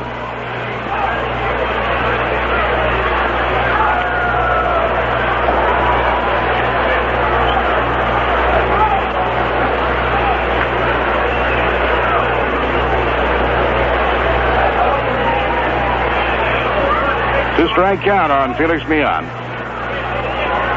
Pat Jarvis on second base. Gil Garrido is on first base. Game tied 1-1, 5th inning. Now the pitch. Just missed the outside corner of the knees. 1-2.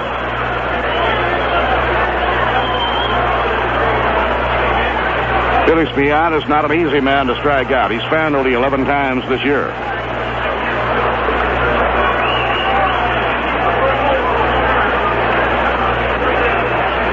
Now Grote setting up the target.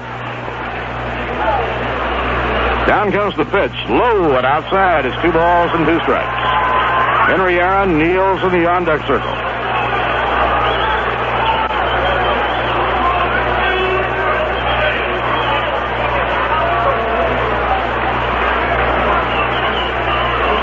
For the Braves, 2 runners take a lead from first and second. And the 2-2 pitch.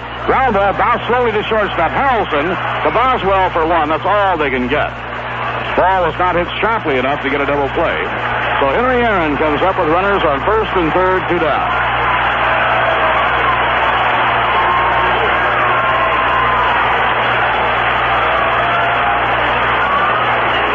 Henry Aaron has bounced to second and flied to center, nothing for 2.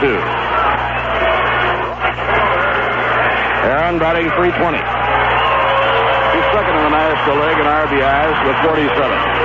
Tony Perez of Cincinnati, the Major League leader.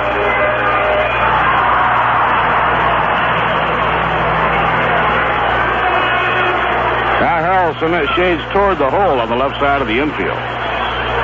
Foy playing deep behind the bag at third. The pitch by Tom Seaver. Fastball over. Strike 1 call.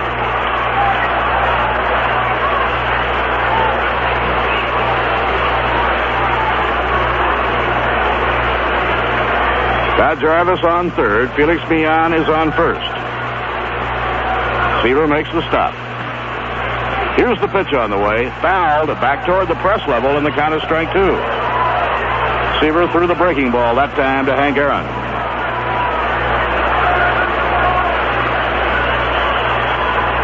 The on-deck batter, Rico Carty.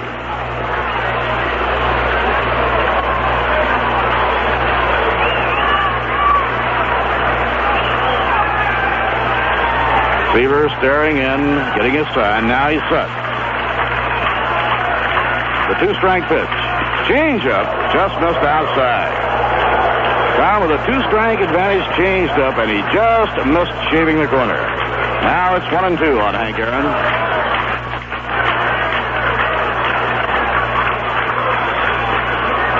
Let's have the outfield very deep. Here's the 1-2 delivery. Oh, that just missed. Seaver thought he had him struck out. Tom turns his back on the plate.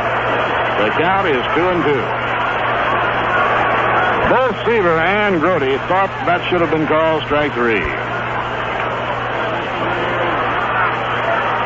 Now Seaver has to look in with new determination. That call proves one thing, that Hank Aaron's stature is a little stronger than Tom Seaver's in Williams' eyes. 2-2 delivery. And the ball gets away from Joey Grote, and a run will score. Jarvis comes in. Well, there may have been a mix-up on the sign. Braves lead 2-1. Jarvis comes home. It was not really a wild pitch at all. It was like about a letter-high fastball, and apparently Grote was looking for a curveball. So the Braves take the lead 2-1, and Grote tails Seaver out to the mound. And Tom a little bit upset by it. What do you think, Ralph? Mix up on the signs? I'd have to believe that because the pitch was just about letter high, just a shade above the letters, and Grote must have been looking for the curveball. It was a fastball that was off his glove. Now it's 3-2 on Hank Aaron. Seaver checks the runner at second. Here's the pitch. Swing and a miss. He struck him out. Well, Seaver keeps his cool. Things were going wrong, but he comes right back to strike out Henry Aaron. For Tom Seaver, his second strikeout. The run will be unearned as the result of a fastball. And in the 5th inning, the Atlanta Braves take the lead, scoring 1 run on only 1 hit, a single by Gil Garrido. No errors, 1 left on. At the end of 5 innings, the Atlanta Braves 2 and the New York Mets 1. Hey, Met fans, how about that dirty car of yours out there in the driveway? The one you hate to admit belongs to you. Then isn't it about time you visited Friendly Freddy's Car Wash? Friendly Freddy's is the only automatic car wash in Saratoga Springs. All you do is sit in your car and let the automatic machine do the rest. All for only $1.25. For that low price, your car is washed spotlessly clean, rinsed thoroughly, and left bright and shiny, just like it was brand new again. For an additional 50 cents, you can have your car automatically waxed. All this happens in just a matter of minutes while you sit right in your car. If you're one of these do-it-yourselfers, Friendly Freddy's has coin-operated facilities where the wash job is all yours. Either way, for the best in car care, take your car to Friendly Freddy's on High Rock Avenue, just off Lake Avenue. Friendly Freddy's, the only coin-operated, fully automatic car wash in Saratoga Springs. Now the Atlanta Braves are in front 2-1 as we go to the sixth inning, and here to paint the word picture for you, Ralph Gainer. Thank you, Bob Murphy, and hi, everyone. Bud Harrelson will lead off for the Mets. Bud is 2 for 2 in the game. Mets have had 4 base hits. The Atlanta Braves have had 3, but Atlanta leads by a score of 2-1. Harrelson batting from the left-hand side, and Pat Jarvis with the first pitch, and it's grounded out toward first base. Jarvis off the mound, picks it up, races to the bag, and makes the foot out himself.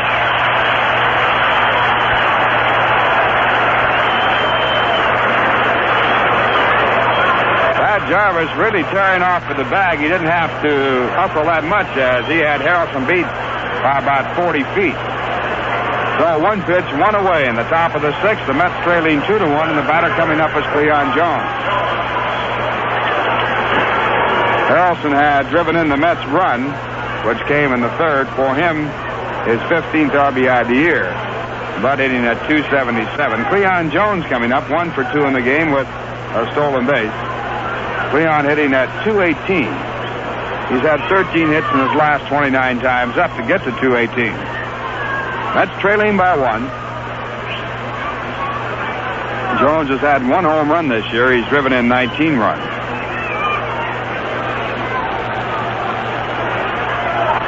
Harrelson was the last man to get on against Jarvis, so he has retired his last 9 batters in a row. First pitch is low, and it's ball 1. Fastball missing.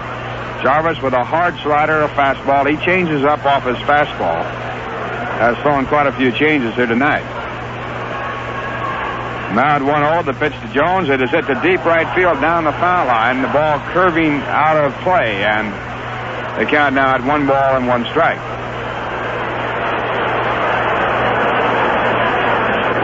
That ball hit like a golf ball on a very wet green. It just hit and embedded itself in the ground. It really rained here just about game time. The game delayed 42 minutes. 1 ball, 1 strike. Jarvis, a very slow worker.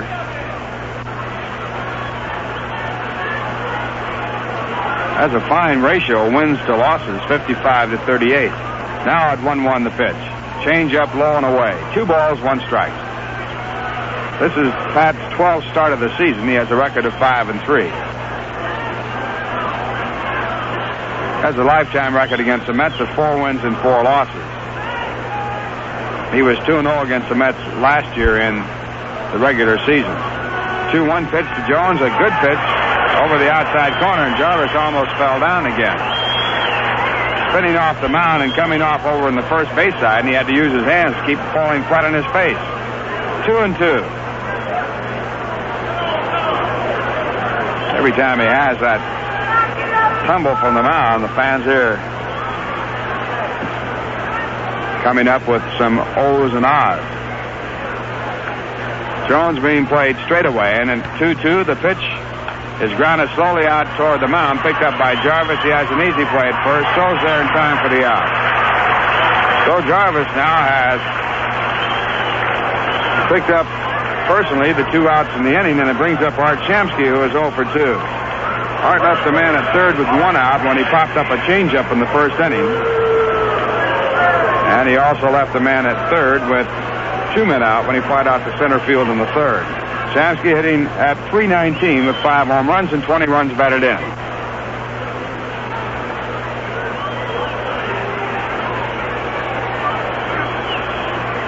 2-1 ball game. Atlanta leading. We're in the top of the 6th.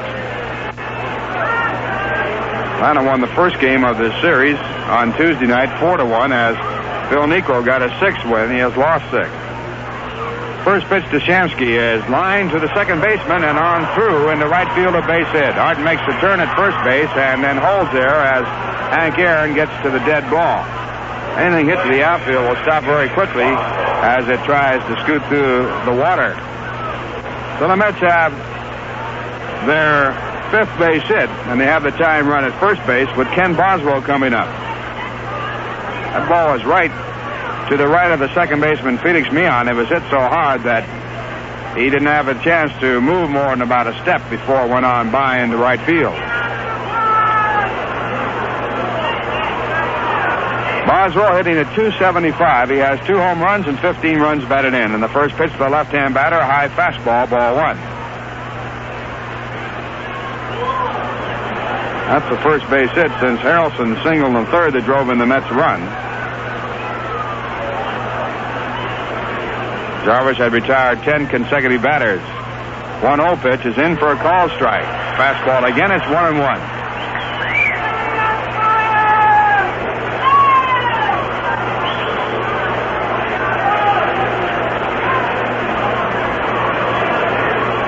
Shamsky with a short lead at first. And he draws a throw from Jarvis. Shamsky does not figure to be running. Mets have had 3 stolen bases, one by Cleon Jones in the first, one by Tommy Agee, and one by Bud Harrelson. And the 1-1 pitch is a high changeup, and the count 2 balls and 1 strike. Straight change by Pat Jarvis. Stolen base by Tommy Agee set up the Mets' run as Harrelson singled right behind him.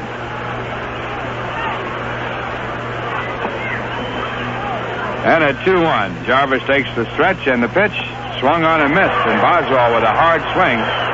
They count it 2-2. Ken was trying to hit one out.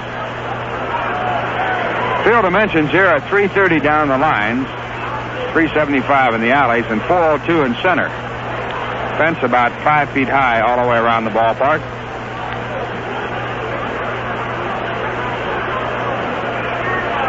Two balls, 2 strikes. Shamsky gets first, the short lead. And Jarvis now back again. And he misses low, and this time he falls to the ground as he comes off the mound, going down to both knees. First time he's gone that far.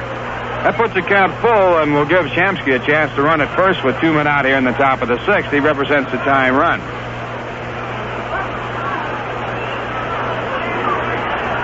And with the 3-2 count, Cepeda backs up behind the runner, looking for more defensive room. Full knowing that Shamsky will be running anyway. Runner goes, the 3-2 pitch is fouled back out of play.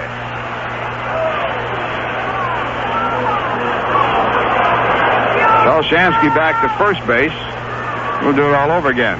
Got a good crowd here in spite of the fact that had heavy rain prior to the ball game. Braves have drawn 335,242 in 23 dates here for an average of 14,576.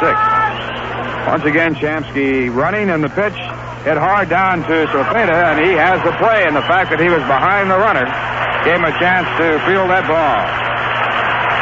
That retires aside as he goes to the bag unassisted. No runs, 1 hit, no errors, a man left at first. And the score in the middle of the 6th inning, Atlanta 2, New York Mets 1. Clear the prop.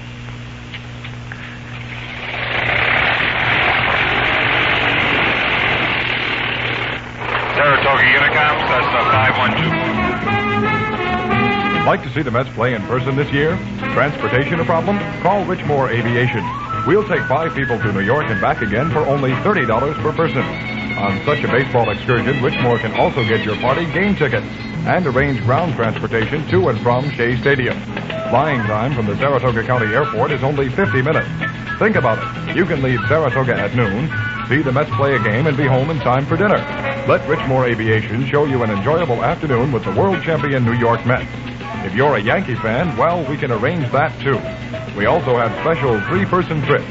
Call Richmore Aviation today. In Saratoga, phone 885-5354. In Glens Falls, dial 792-9949. That's 885-5354 in Saratoga, and in Glens Falls, 792-9949. Two legs will lead off. Rico Carty. Rico batting .432. In this ball game, he has flied out to center field, and he walked in a 3-2 pitch.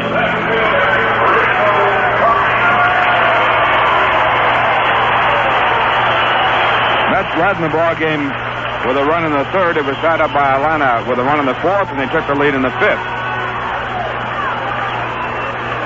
Atlanta 2 runs, 3 hits off Tom Seaver. The Mets have had 1 run and 5 hits off Pat Jarvis. Carty, a right-hand batter, cocks a bat, and then just waits. And the first pitch is high for a ball. Seaver has struck out 2 in the ball game. He started with 114 strikeouts, so he leads the major leagues with 116. 1-0 pitch, fastball high and inside, ball 2. 2-0. After Rico Carty, Orlando Cepeda and Tony Gonzalez for Seaver here in the 6th inning. Tom has walked 3. And the next pitch is hit down the right field line, far enough but foul. Seaver had the fastball by him inside, and Carty so strong that he still got the bat around to drive the ball far enough to be a home run, but it was fouled by about 30 feet. High inside fastball.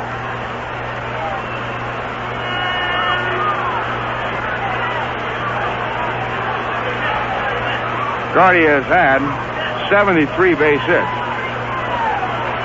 in 48 ball games. Now the 2 strike pitches drilled to right. This might be it. It's going. It is gone.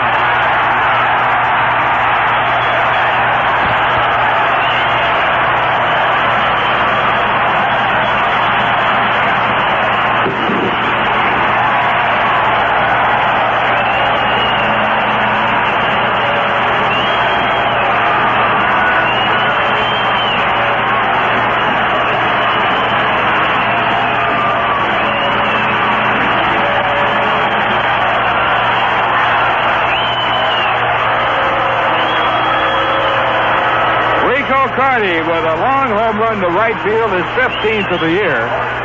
That is his 74th base hit, his 46th run batted in.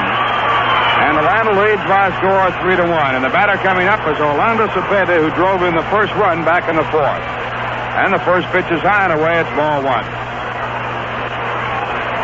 One thing about Carty, he is so strong that he can hit the ball out of the ballpark anywhere. He has never hit a lot of home runs. He's just finding out how to hit.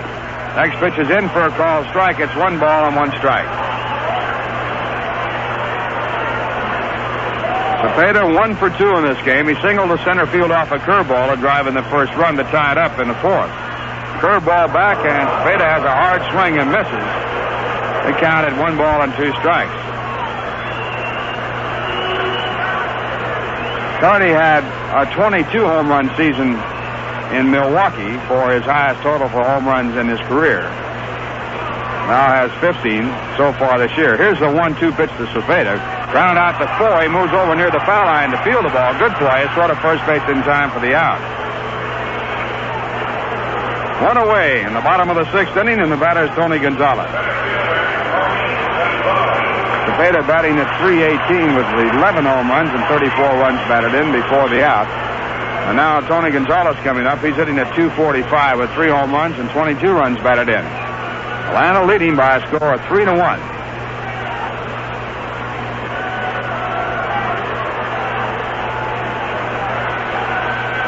Gonzalez, a left-hand batter. He struck out his first time up, was walked in intentionally his next time up.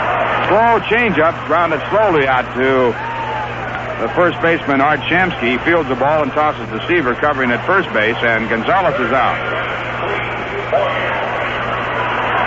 That'll bring up Cleve Boyer, who is 0 for 2. Boyer hitting .212 for the year with 6 home runs and 24 runs batted in. He has flied out to center and flied out to left.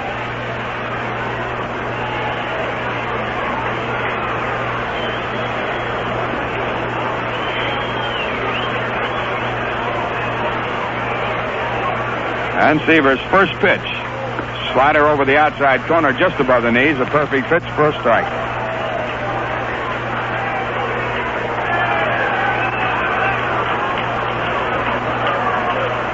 And the one strike pitch, a fastball looked at, strike two.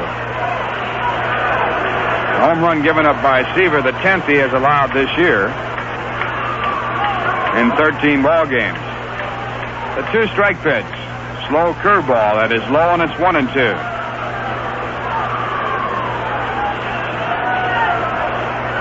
One ball, two strikes. Seaver, one time signed by Atlanta illegally, has a 10-2 lifetime record against the Braves. And he bounces a changeup way out in front of the plate, and the count 2-2.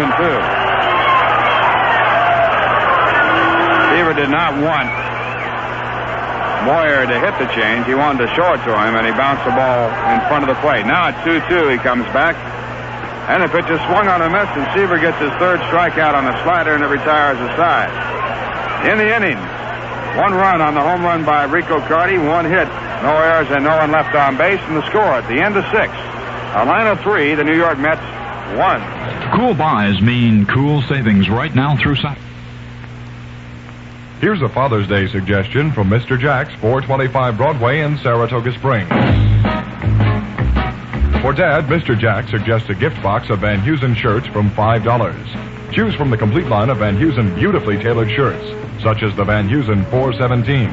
Classic stripes in Dad's favorite contemporary colors. Solid colors with the new collar styles that accommodate new wider ties. Or for true elegance, the Hampshire House by Van Heusen in short or long sleeves. Mr. Jack says, think checks, think fashion. Give Dad a princely Batiste by Van Heusen, featuring permanently pressed Vano press with the new fashionable Baron collar. And if Dad is more the sports shirt minded, look at the princely sports shirt line by Van Heusen in a wide assortment of brilliant colors. See the complete line of Van Heusen shirts at Mr. Jack's, 425 Broadway in Saratoga Springs, open Friday nights till 9 p.m. Going to the top of the 7th, 3-1 Atlanta, and we pause for station identification. This is the New York Mets Baseball Network. This is WYZR. This is your New York Mets baseball station in Saratoga Springs, New York. WKAJ-FM 102.3 on your dial. Al Kiner, along with Lindsey Nelson and Bob Murphy from Atlanta, Georgia. And the Mets coming up here in the top of the 7th inning, trailing by 2. First batter will be Ron Swoboda. He'll be followed by Joe Foy and then Jerry Grody.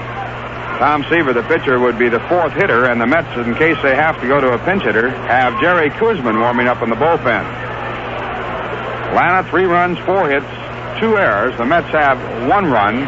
They made 5 hits and 1 error. Pat Jarvis, with a record of 5-3 on the mound, and the first pitch to Ron Swoboda is in for called strike.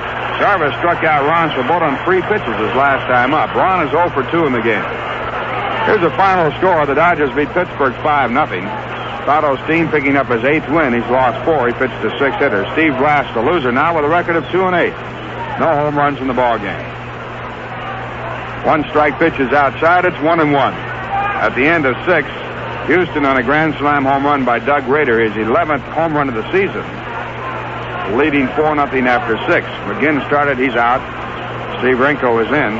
Tom Griffin making his first start since he was knocked out of the box by the Mets, pitching for Houston. Next pitch to Swoboda's outside and low. It's ball 2. 2-1. Griffin was leading in the ball game when he was hit by a batted ball from the bat of Jerry Grody on the pitching elbow. Lost a chance to pick up a win. He has a record of 1-6. The 2-1 pitch to Ron. Swung on and missed, 2-2, and Jarvis went right to his knees after making the pitch.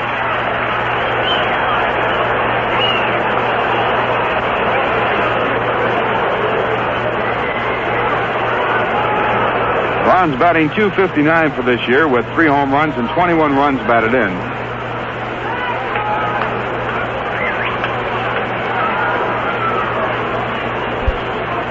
And Jarvis at 2-2. Pitch is swung on and missed, and Swoboda struck out for the 2nd time in the ball game. That is the 3rd strikeout for Jarvis, and it brings up Joe Foy.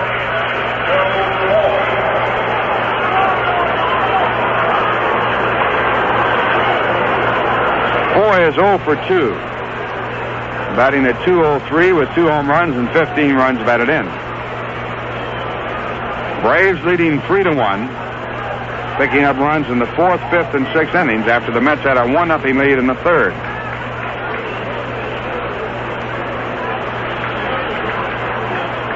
And Jarvis, a right-hander, back to Joe Foy. The pitch is swung on and missed, and Jarvis again falls down to the ground. About the 4th time he has fallen down to his knees after making a pitch. He's getting worse than Jim Bunning. Bunning used to have to catch himself every time with his glove to keep from falling down when he would pitch. The 1-strike pitch, slider that is outside, it's 1-1.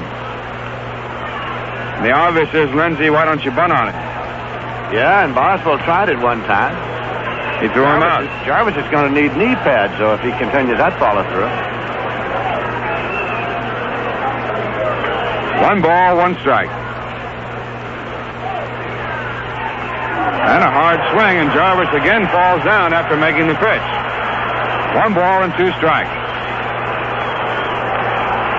When he follows through, he has pushed off so hard from the pitching rubber that he spins off his front foot and then goes down to his knees, almost directly over toward the first base side of the pitching mound. Here's the windup and 1-2 pitch to Foy. And he goes down to his knees again, and the pitch is low and outside, 2-2. He's really trying to throw hard, doesn't he? I think he is. You know, Boswell got a tough break when he tried to bunt on him because it's one of the few changeups he's thrown. He bunted the changeup and he didn't follow through, so he threw him out. That's right. That took place back in the 4th inning. 2 balls, 2 strikes. And the pitch. And it's in there for a call, strike 3. Foy started to swing at a slider and then took it, and it was strike 3. 4th strikeout for Pat Jarvis. And with 2 men away, brings up Jerry Grote.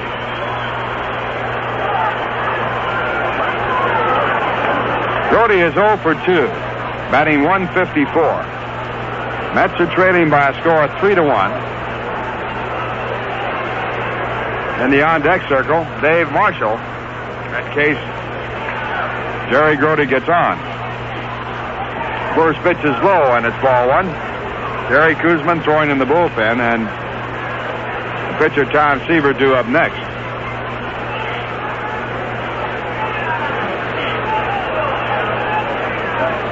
Grote has 2 home runs. He has driven in 9 so far this year. The 1-0 pitch to the right-hand batter, swung on and missed. 1 ball, 1 strike.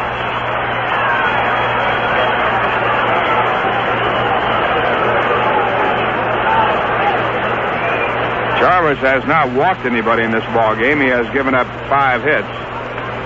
2 in the 1st, 2 in the 3rd, and 1 in the 6th.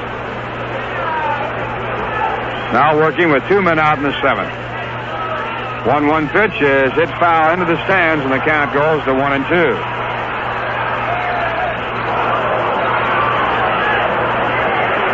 Braves started their action tonight, 6.5 games back of Cincinnati in the Western Division of the National League in 2nd place. The Mets in 2nd place, 2.5 games back of Chicago. Cubs did not play today.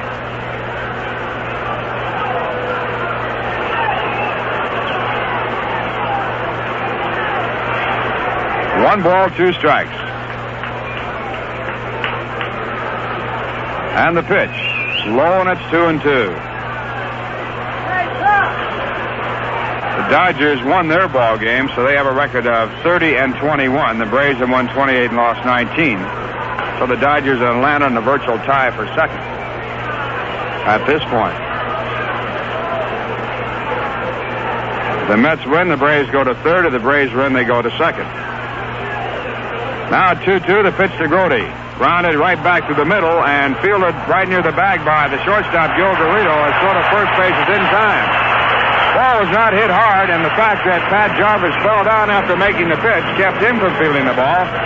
And Garrido came over and took the ball near the bag at second base. And the side is retired in order. And the score in the middle of the 7th inning, Atlanta 3, The New York Mets won. Cole's Furniture, located at 25 West Main Street. Here's an interesting baseball fact presented by Dunkin' Donuts, South Broadway in Saratoga. Tommy Agee, star outfielder of the New York Mets, was American League Rookie of the Year in 1966 when he batted .273 for the Chicago White Sox. In 1968, he was traded to the Mets. Here's a donut fact. Dunkin' Donuts guarantees its coffee fresh because they brew it every 18 minutes at Dunkin' Donuts, 203 South Broadway in Saratoga Springs. Here's a listening reminder for WKAJ sport fans. Complete summaries of sports are heard 3 times daily on WKAJ Radio. An early morning summary with scores from the previous night games is heard at 7:45. A midday summary is heard right after our noontime expanded news at 12:15. And Larry Farnell reports on worldwide sports and local and area sports events every weekday, Monday through Friday at 4:30. Ball scores are aired winners Number eve 7th on inning. WKAJ Radio. And we'll be pitching to Bob Tillman, Pat Jarvis, and Gil Garrido. Atlanta leading 3-1 on runs picked up in the 4th, 5th, and 6th innings. And the first pitch by Seaver is hit out to the second baseman, Ken Boswell. He fields the ball and throws the first base to Shamsky, 1 away.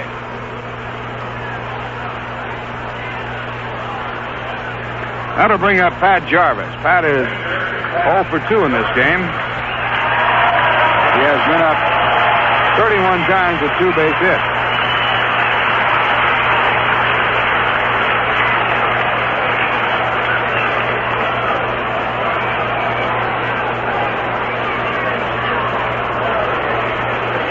Jarvis, a right-hand batter. He has scored a run. A walk to Bob Tillman in the 5th inning set it up for Atlanta to score the go-ahead run in the ball game. First pitch is in for a called strike. Jarvis tried to bunt him down to second base, but didn't.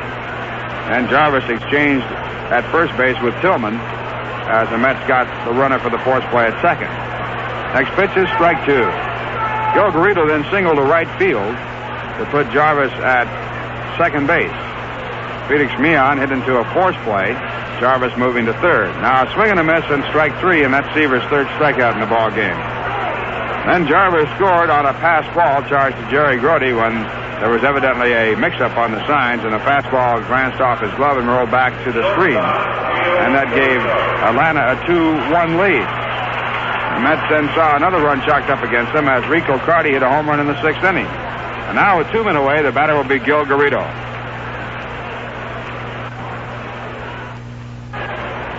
And the first pitch to Garrido, who singled his last time up to extend his hitting streak to 9 straight games, is high for a ball. Seaver back, and the pitch is ball 2. Tonight's Atlanta Stadium page attendance 19,809. Doug McGraw is now throwing in the bullpen for the New York Mets. Plus 1,655 good neighbor guests for a grand total of 41,464. And a 2-0, the pitch by Seaver. Low and away in ball 3. On deck batter is Felix Mion. Paid attendance here tonight, 19,809. And this game was delayed 42 minutes because of rain. Now a pitch low and it's ball 4, and Seaver has walked Gil Garrido on 4 pitches. That is Tom's 4th walk in the ball game. He has struck out 4. And it brings up Felix Mion, who has 1 hit and 3 times up.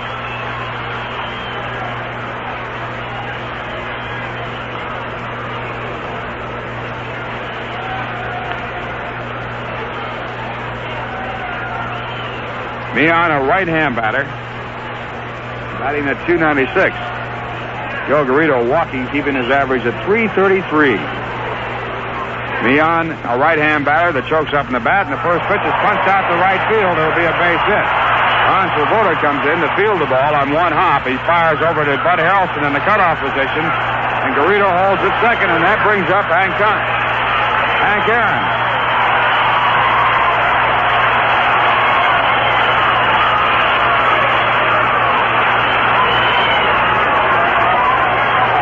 Aaron is 0 0 for 3 in the game, and he was struck out in the 3-2 pitches last time up.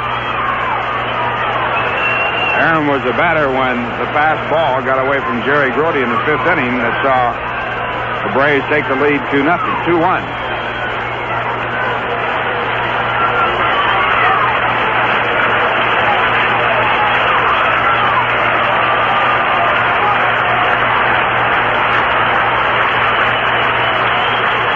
And a play on at second base, but Cerrito back easily. Hits are all even at 5 apiece as the Braves lead 3-1. They have runners at first and second with 2 men out here in the bottom of the 7th inning. And the first pitch to Hank Aaron, curveball over, call strike. Aaron hitting .318 for the year with 17 home runs and 47 runs batted in. He has a lifetime total of 571 home runs.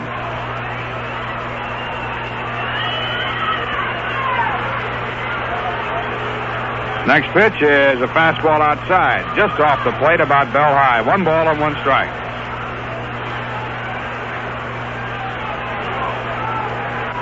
Hank Aaron, before this year in his 17 home runs, had 404 of his home runs off right-hand pitching, 150 off left-hand. The 1-1 pitch is grounded out to the shortstop, Bud Harrelson. He fields the ball, throws over to Boswell, covering at second for the out that retires the side. In the inning, no runs. 1 hit, no errors, a walk, and 2 men left on. And the score, at the end of 7, the Atlanta Braves 3, the New York Mets 1. Remember when you were a kid how you hated to wait. And now sometimes you can't afford to wait, especially if you want to get back to work. McDonald's understands. When you step up to our counter and order a Big Mac, Coke, and French fries, you get them in a hurry. At McDonald's, we can serve a complete dinner for 4 in about 30 seconds. So whenever you want to save time, give McDonald's fast service a try. McDonald's is your kind of place. Feeling tired, depressed, at low ebb? What you need is a free, genuine Ronald McDonald Plastic Happy Cup. It's McDonald's way of showing their appreciation to you loyal members of the Ronald McDonald Fan Club. Use your Ronald McDonald Cup to make your spirits or McDonald's soft drinks soar. Or just stare at your free, genuine plastic Ronald McDonald Happy Cup and be proud that you're part of all the things it stands for. Your kind of Happy Cup is waiting for you free with the purchase of any 16-ounce Coke, orange, or root beer at McDonald's. Your kind of place. Well, we're going to the top of the 8th inning, and here for the play-by-play, Lindsey Nelson. Thank you very much, Ralph Cannon. Hello again, everybody. A pinch hitter coming up for Tom Seaver. It's Dave Marshall, a left-hand batter. He's 15 for 45, batting .333. He's had 2 home runs and 12 runs batted in. He's been hobbled by a full groin muscle of late. Pat Jarvis into the motion. Here's the pitch swung on and popped up to the left side. In short left field, Joe Garrido, the shortstop, is there, and he makes the catch. So there's 1 away, and that'll bring up Tommy Agee. So Seaver's out of the ball game, and Tug McGraw continues to throw down in the bullpen. On Seaver, he went 7 innings, gave up 3 runs on 5 hits, struck out 4, and walked for 1 of them intentionally. Through the first 7 innings of this ball game, the Atlanta Braves 3 runs, 5 hits, 2 errors, and the New York Mets 1 run, 5 hits, and 1 error. Agee's up. He's 1 for 3. He scored the Met run in the 3rd inning. Single stole second and was singled home by Bud Harrelson.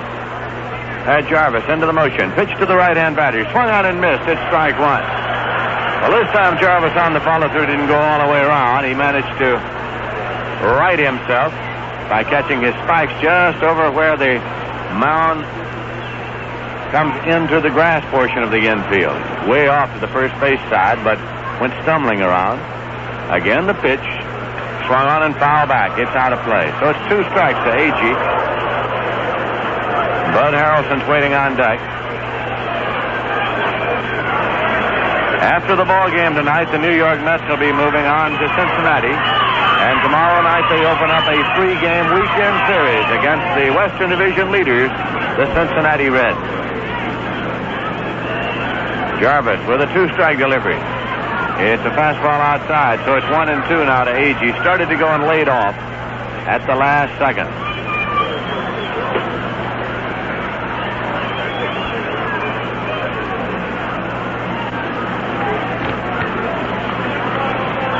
Now again, Jarvis bends forward to take the sign.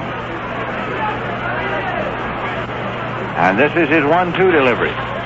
Swung on, hit on the ground to short. Charged by Garrido. Up with it, plays across to Cepeda in time to get Agee. He was checking on the swing and just sort of dribbled it out to short. Bud Harrelson is 2 for 3 here tonight. He has stolen a base and driven in a run as well. The Mets scored first in this ball game in the top of the third. Atlanta tied it in the fourth, went ahead in the fifth, and added another in the sixth.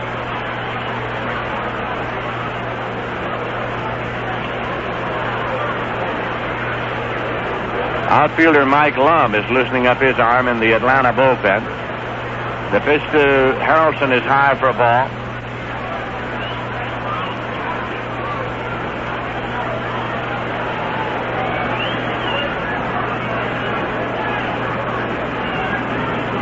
Now the 1-0 delivery. And it's in there for a called strike.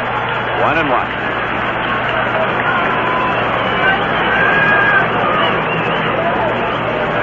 There's nobody on base. 2 men are out. The Mets are batting here in the top half of the 8th inning. Jarvis with the 1-1 pitch, swung on and fouled off. Count goes to 1-2.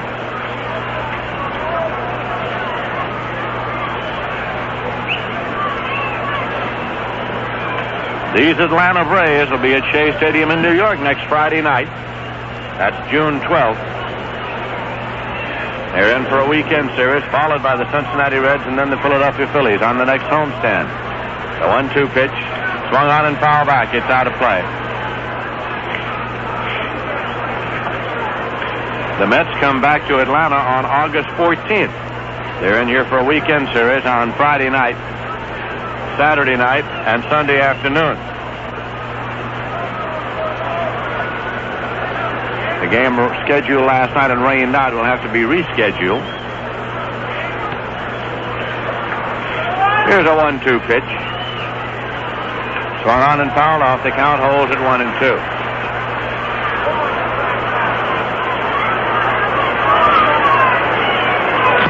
The Mets had 2 hits off Pat Jarvis in the very first inning here tonight when they threatened but did not score.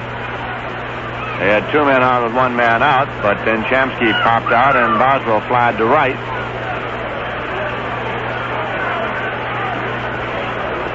Harrelson swings the bat as he waits. Jarvis into the motion with the 1-2 pitch. Curveball low, and it's 2-2.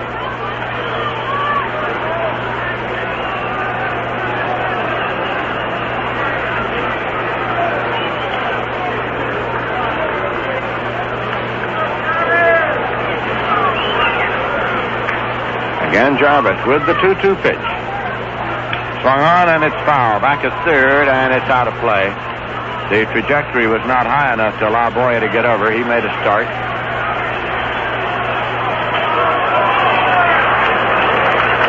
Harrelson wants another bat and gets it. Boyer now returning to his post at third. As we indicated earlier, the latest word from the Met clubhouse tonight was that Don Clendenin would be rejoining the Mets in Cincinnati on Saturday, and manager Gil Hodges went so far as to say he might even play on Saturday. Cincinnati Reds on that day will be pitching a left-hander, Jim Merritt. Here's a 2-2 pitch. Swung on and fouled back into the seats and out of play. Count holds at 2-2.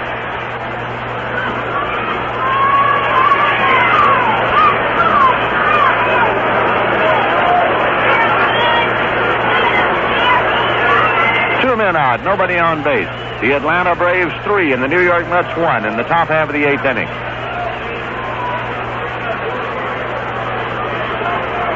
The 2-2 offering. Swung on, broken bat, ground ball taken by Cepeda wide of the bag at first. He goes to Jarvis, who is up high, and he's on at first. Harrelson is. As the throw over to Jarvis had him up in the air, and Harrelson got to the bag first. It scored as a base hit. For Harrelson, his third base hit of the night. That bat splintered all the way out past the mound. It was a ground ball that might have been fielded by second baseman Felix Millan, but Cepeda went wide to his right. came up with it, had to play to Jarvis, who was sprinting for the bag at first. The throw was high, and when Harrelson got to the bag, Jarvis was in the air over the bag. So it is a base hit. With 2 men out, the Mets have a base runner. They have their 6th hit of the ball game. And Cleon Jones is up. Cleon is 1 for 3 here tonight.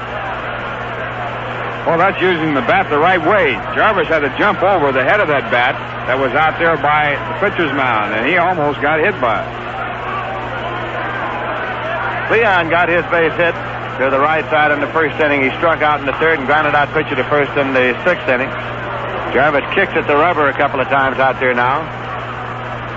Jones is tying run at the plate. The Mets batting here in the top half of the 8th inning. Jones, the number 3 man in the batting order. Here's the pitch. And it's in there for a called strike to Cleon Jones. Art Shamsky's on deck. Fred Wilhelm's up and throwing in the Atlanta bullpen. Old Sarge is loosening up.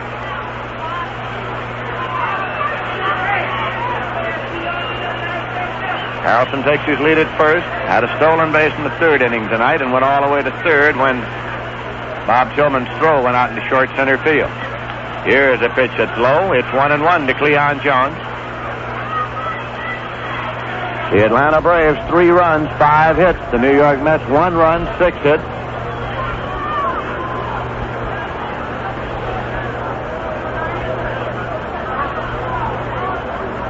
Now the 1-1 delivery. Swung on and hit in the air to right field down the line. Millan is coming over. He's in foul territory racing and he can't get to it. It's out of play. Foul ball off the line down in right. Henry Aaron was sprinting in. He couldn't get to it. The hand is for Millan for the effort. Jones comes back with a count of 1-2. Harrelson was all the way to 3rd base, so he's cutting across coming back.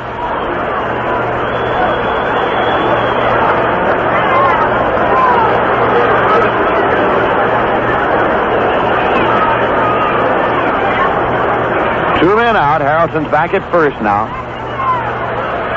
Cleon Jones steps in with a count of 1 ball and 2 strikes. Tad Jarvis leans forward, hands on his knees, taking the sign. He sets up now, checks the runner over his left shoulder. The 1-2 pitch. Swung on and hit in the air deep to right field. If it stays fair, it's way back there, but it is a foul ball. A foul ball down at the foul pole in right that went over the low wire fence and on beyond it down there. So Cleon Jones barely missed a home run shot that would have tied the score here. He is coming slowly back to the plate. And Bud Harrelson again, who was all the way to 3rd, is cutting across. Wilhelm continues to throw down in the bullpen. Cleon comes back. Clete Boyer comes over for a word with his pitcher, Pat Jarvis.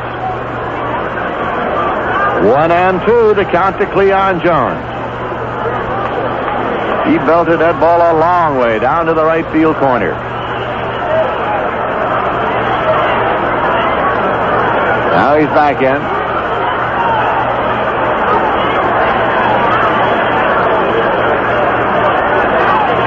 Steps out again. Jarvis has not walked a man in this game tonight.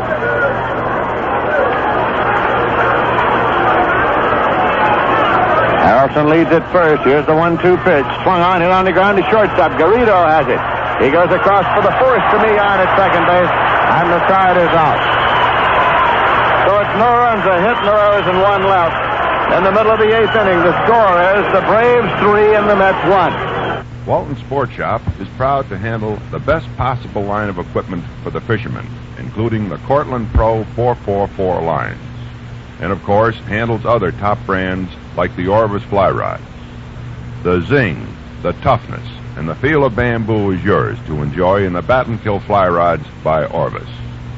These bamboo rods are impregnated with a Bakelite resin clear into the core, making the Orvis bamboo rod the toughest rod a man can own. And you can choose from 8 different rods for delicate presentation of tiny flies and nymphs to trout, for all-purpose, all-around fly rodding, for big water steelheading, salmon fishing, saltwater bone fishing, or for bass bugging specialists. Remember, at Walton's, we always carry a complete line of fishing equipment. That's Walton Sport Shop, Lake Avenue in Saratoga, where sportsmen cater to sportsmen. The New York Mets left-hander Tug McGraw. He's in to make his 17th appearance of this season. He has a record of 1 win and 2 losses. He got his 1 win the last time out when he worked 3 innings against the Houston Astros. Gave up no runs and 1 hit, and the Mets won it by a score of 4-3. So McGraw is on in relief. Seaver worked 7 innings. He gave up 3 runs on 5 hits. Seaver struck out 4, and he walked 4, one of them intentionally. He gave up 1 home run. It was a leadoff homer to Rico Carty in the 6th inning. Now Rico Carty will be facing Tug McGraw here in the bottom half of the 8th inning. McGraw has an earned run average of 4.13. He has pitched 24 and 1/3 innings in relief this year. He's been credited with 5 saves.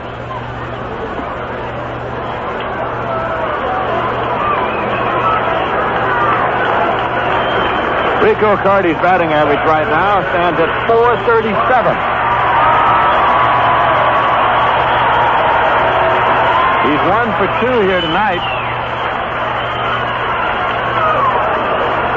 Facing the left-hander, Tug McGraw, who uses a screwball effectively against the right-hand batters. McGraw is into the motion, and the pitch is low for a ball. Orlando Cepeda is on deck. The Braves lead 3-1. They're batting in the bottom of the 8th inning. That pitch is high, and McGraw goes behind 2-0. Lindsay, you think Carty's hitting well now at .437? Last year at this time, he's hitting .462. Not as many games, though.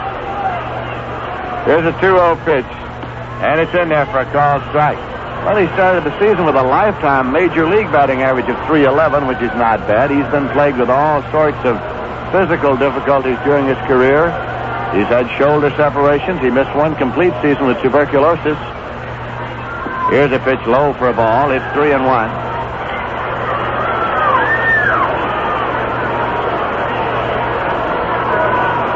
Jerry Grody flashes a sign out to Tug McGraw, who offers 3-1 to Rico Carty. Swung on, hit deep to right if it stays there, but it's going to be a foul ball way back up in the seats, down in the right field corner. That runs the count full at 3-2.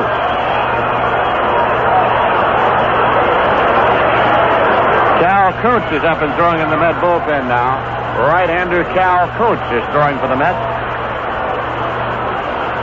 Here's a 3-2 pitch to Carty, high and away, and Grody is claiming that the ball hit his bat, but Billy Williams, the umpire, does not confirm it. It is a walk.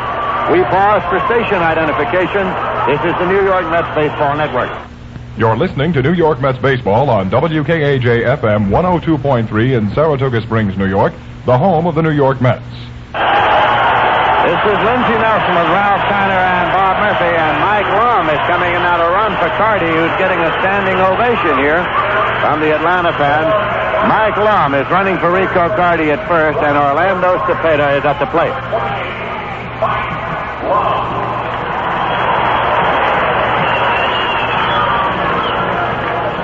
Cepeda is 1 for 3 tonight.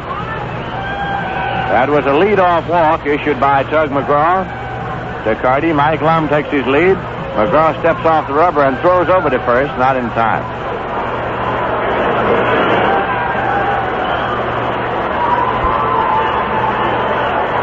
Again, McGraw sets up. Here's a pitch that's in there for a call strike. Overhand breaking pitch served up there by McGraw. Waiting on deck is Tony Gonzalez. Atlanta 3, the Mets 1 in the bottom of the 8th inning. This time McGraw steps off and just bluffs a throw over to first. Breaking pitch is on away. The Scroogey, it's 1-1. Pitchers tomorrow night in Cincinnati will be Jim McGlothen for the Cincinnati Reds and Nolan Ryan for the New York Mets. Then on Saturday night it'll be Jim Merritt going for Cincinnati against Ray Sadecki of the Mets. Sunday it'll be Wayne Simpson against either Jerry Koosman or Gary Gentry. 1-1 pitch. In there for a call strike. Breaking pitch is 1-2. Cepeda has a word to say to umpire Billy Williams and takes a walk of about a half a dozen steps. A count of 1-2. Total crowd here tonight, 21,464. The paid crowd, 19,809. This is a 1-2 pitch. Checked the swing, took it high. It's 2-2. Start of the ball game was delayed 42 minutes because of rain.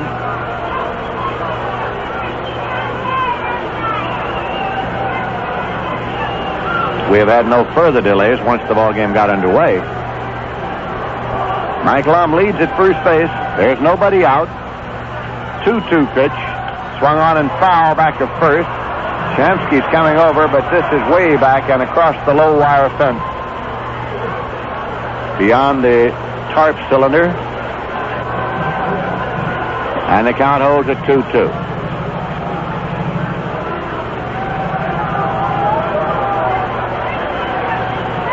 They played 1 year of minor league baseball in this park before the Braves came here from Milwaukee. This will be a 2-2 delivery. Swung on, and it is popped up to the left side. Joe Foy at third is calling. He's there, makes the catch. Mike Lum retreats to first. A towering pop to third base. Tony Gonzalez comes up. He's 0 for 2 and an intentional walk.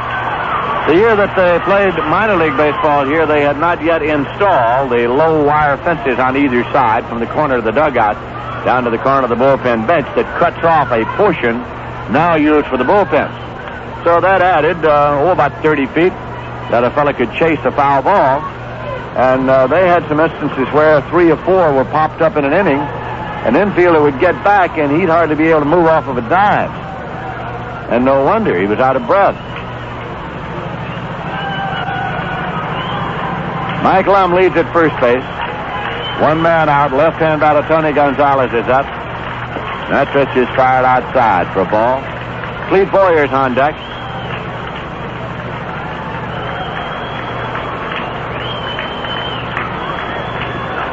Atlanta's leading by a score of 3-1, and they're batting in the bottom half of the 8th inning. Here's a swing and a foul ball back off the screen and out of play. It's 1-1. 1, 2, 3, 4, 5, 6, 7, 8, 3.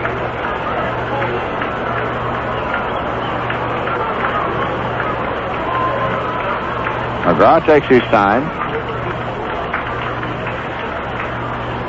1-1 pitch. Breaks high, and it's 2-1. Atlanta had been named as the alternate site for this year's All-Star game in the event that the Cincinnati ballpark was not ready. However, the management of the Cincinnati Ball Club has confirmed to Commissioner Bowie Kuhn that the park will be ready on July 14th for the Major League All-Star game. Here's a pitch high, and it's 3-1. That means Atlanta will have to wait at least 2 more years because next year it'll be held in an American League park, the All-Star game.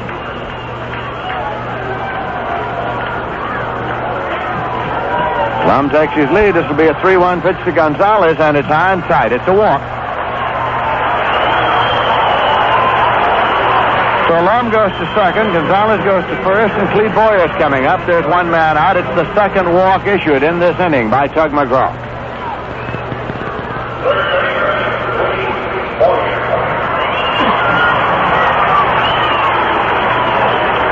Boyer flied to center, flied to left, and struck out swinging.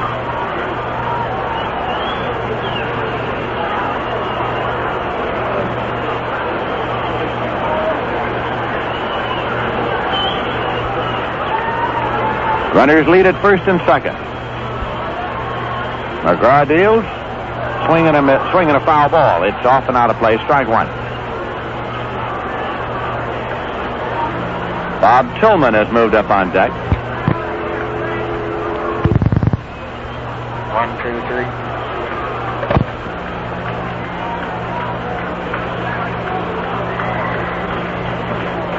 Mike Lum is the runner at second, and Tony Gonzalez at first.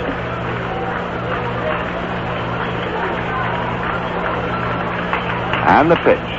Swung on and foul back. It's out of play. Count is 2 strikes.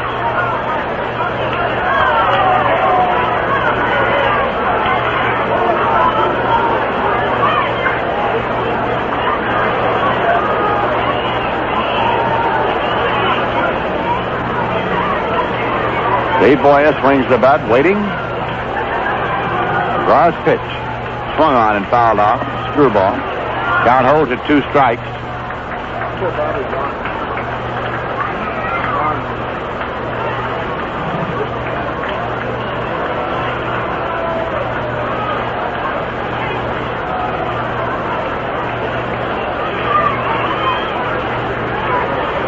Again, Boyer measures his stance.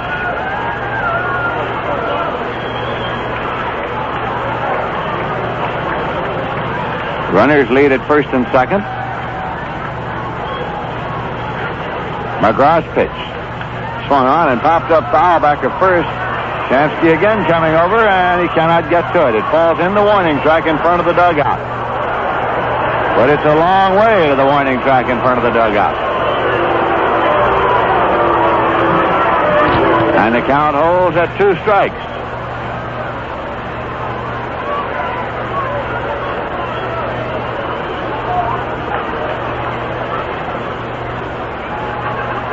Atlanta 3, the Mets 1, bottom of the 8th inning. The pitch, low and away. It's 1-2.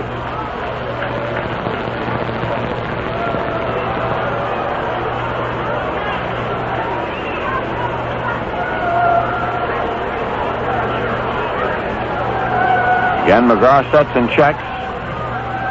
1-2 pitch. Check swing foul ball to the right side, out of play.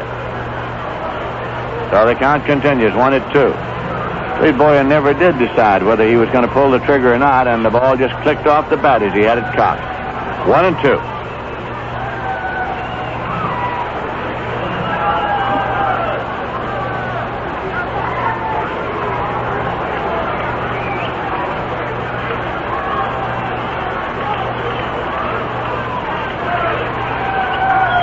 This will be a 1-2 delivery. Hit in the air to left field, and Cleon Jones is there, and he reaches up and pulls it down. Runners hold, 2 men are out. That'll bring up Bob Tillman. Jones moved only about 1 step.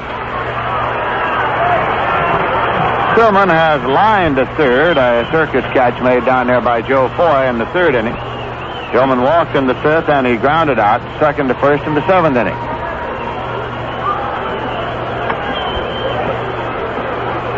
If you want to look ahead to the 9th inning, the Mets are scheduled to send up Art Shamsky, Ken Boswell, and Ron Swoboda.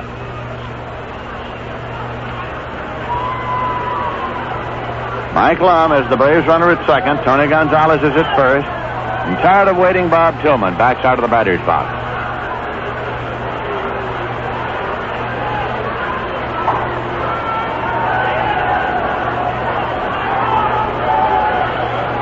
Pitch is in for a call strike as McGraw brought it in overhand. Pitcher Pat Jarvis with the jacket on has moved out on deck.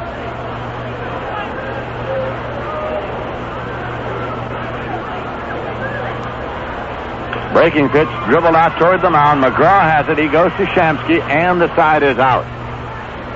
So in the bottom of the 8th, the Braves had no runs, no hits. There were no errors, 2 walks and 2 left. The end of 8 innings of play. The score is the Braves 3 and the Mets 1. Here's an interesting baseball fact brought to you by Dunkin' Donuts on South Broadway.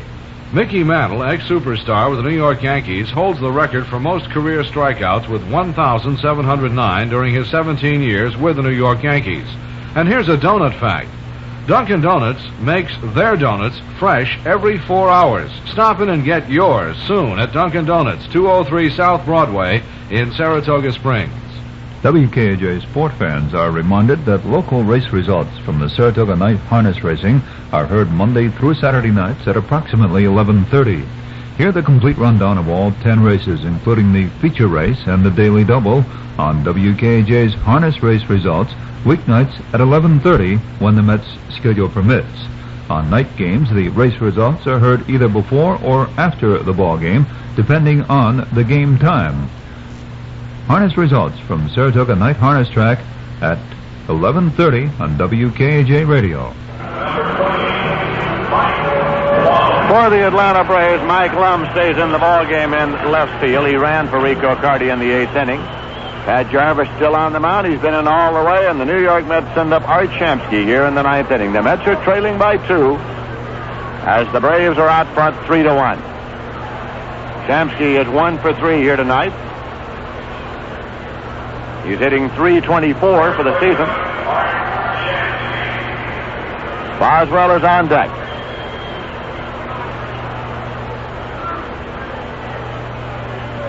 Jarvis with the pitch, and it's low for a ball.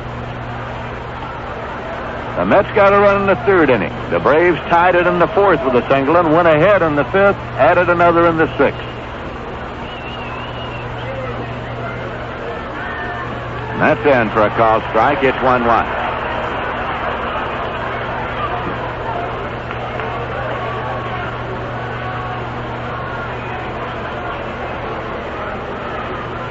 This will be a 1-1 delivery.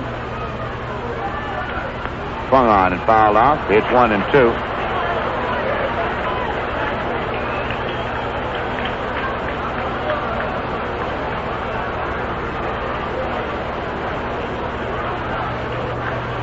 Shamsky standing just outside the batter's box for a moment before moving back in.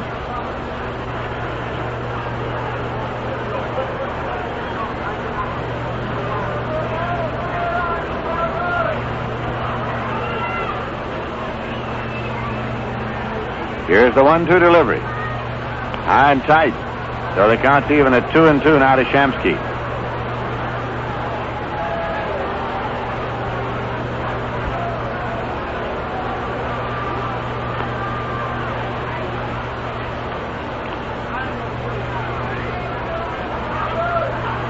The 2-2 pitch is on the way.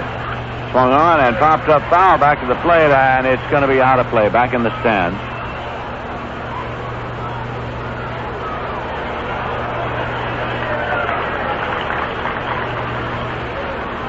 The Atlanta Braves scored the go-ahead run in the fifth inning when Pat Jarvis came home from third on a pass ball with Henry Aaron at the plate and 2 men out.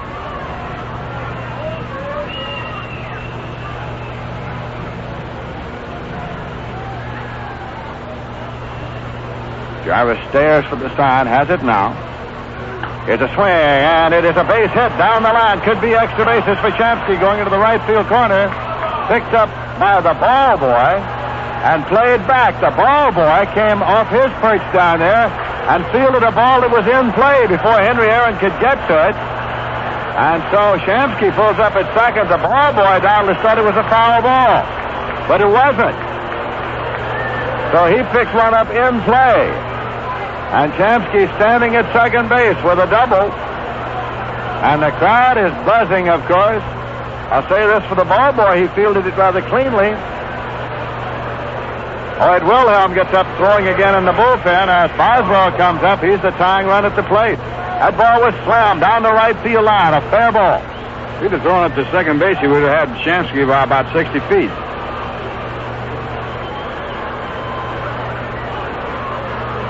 Ken Boswell at the plate now. He's gone 0 for 3.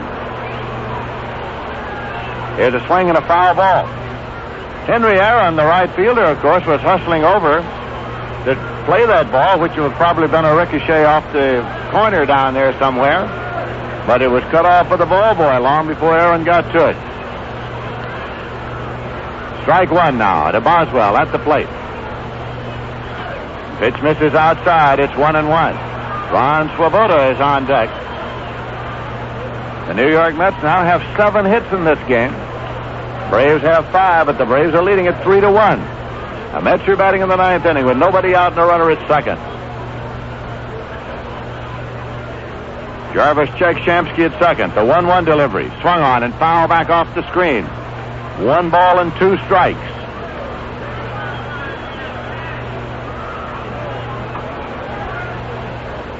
The Houston Astros have shut out the Montreal Expos by a score of 8-0. Montreal's losing streak has been extended to 11 consecutive games.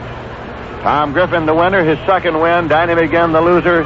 He's 3-5. Doug Rader and Joe Pepitone had homers for Houston, number 11 for each of them. The Dodgers shut out the Pittsburgh Pirates tonight 5-0 as Claude Osteen got his 8th win. Steve Glass took his 8th loss. Now the pitch to Boswell. Change of pace low, and it's 2-2.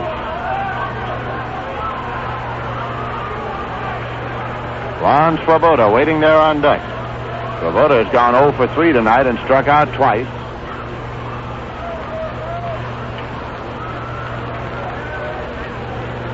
This will be a 2-2 pitch now to Boswell.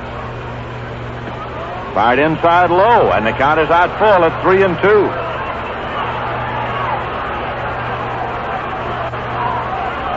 Jarvis now goes to the backside of the mound, hands on hips, turns his back to the plate a moment, stares to the outfield, and now comes back up, throws the rubber, bends forward to take the sign for a payoff pitch. Shamsky leads at second. Jarvis checks in. Pitch is on the way, and it's swung on and missed. Strike 3. Struck him out. Strikeout number 5 for Pat Jarvis. Orlando Cepeda, the first baseman, comes up for a word with Jarvis now. So with Swoboda coming up now, Luman Harris, the manager of the Atlanta Braves, is going to the mound. He had sent Cepeda out there. Bob Tillman, the catcher's out there.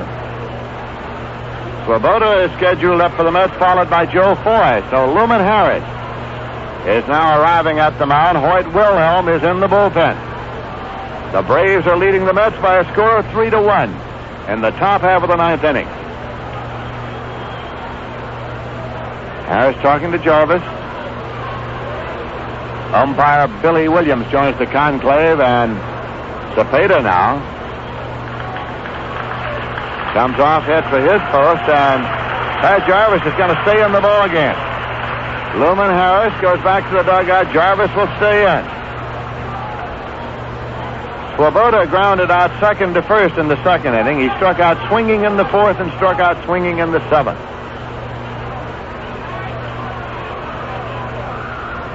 He's in and waiting now as Jarvis again looks for a sign from Bob Tillman. Here's the pitch, and it's fired low for ball 1. Joe Foy loosening up in the on-deck circle.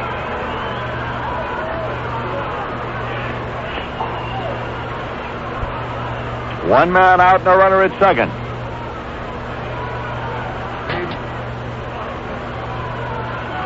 Shamsky checks his lead, lengthens it out a little bit at second base. His pitch is low and away. Jarvis goes behind to Swoboda, 2-0.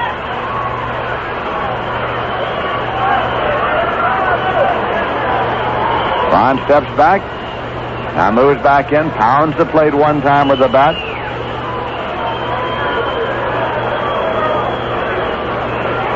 Here's a 2-0 delivery.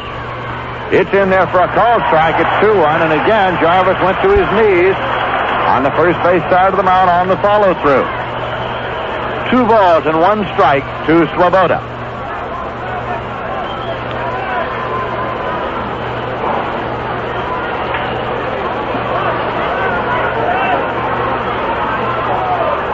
Jarvis up and set, offers 2-1. Swung on, hit on the ground to Cepeda at first. He goes to Jarvis covering. In time, 2 away. Shamsky moves to third on the infield out. A ground ball to Orlando Cepeda, who played it cleanly to Pat Jarvis, covering it first. So now the Mets are down to their last out of the ball game, and it's Joe Foy tying run at the plate here in the top of the 9th.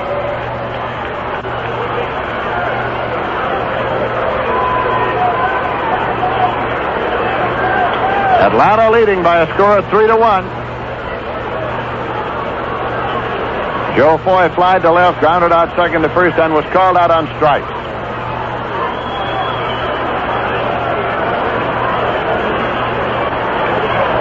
Jarvis came into the game with a record of 5 wins and 3 losses. He worked straight away. There's a swing and a high pop to the right side. Orlando Cepeda and Felix Millan are there. Millan moves up and makes the catch, and the ball game is over. As the Atlanta Braves have won this one tonight by a score of 3-1 to sweep the 2-game series from the New York Mets. In the 9th inning, no runs, a hit, no errors, and 1 left.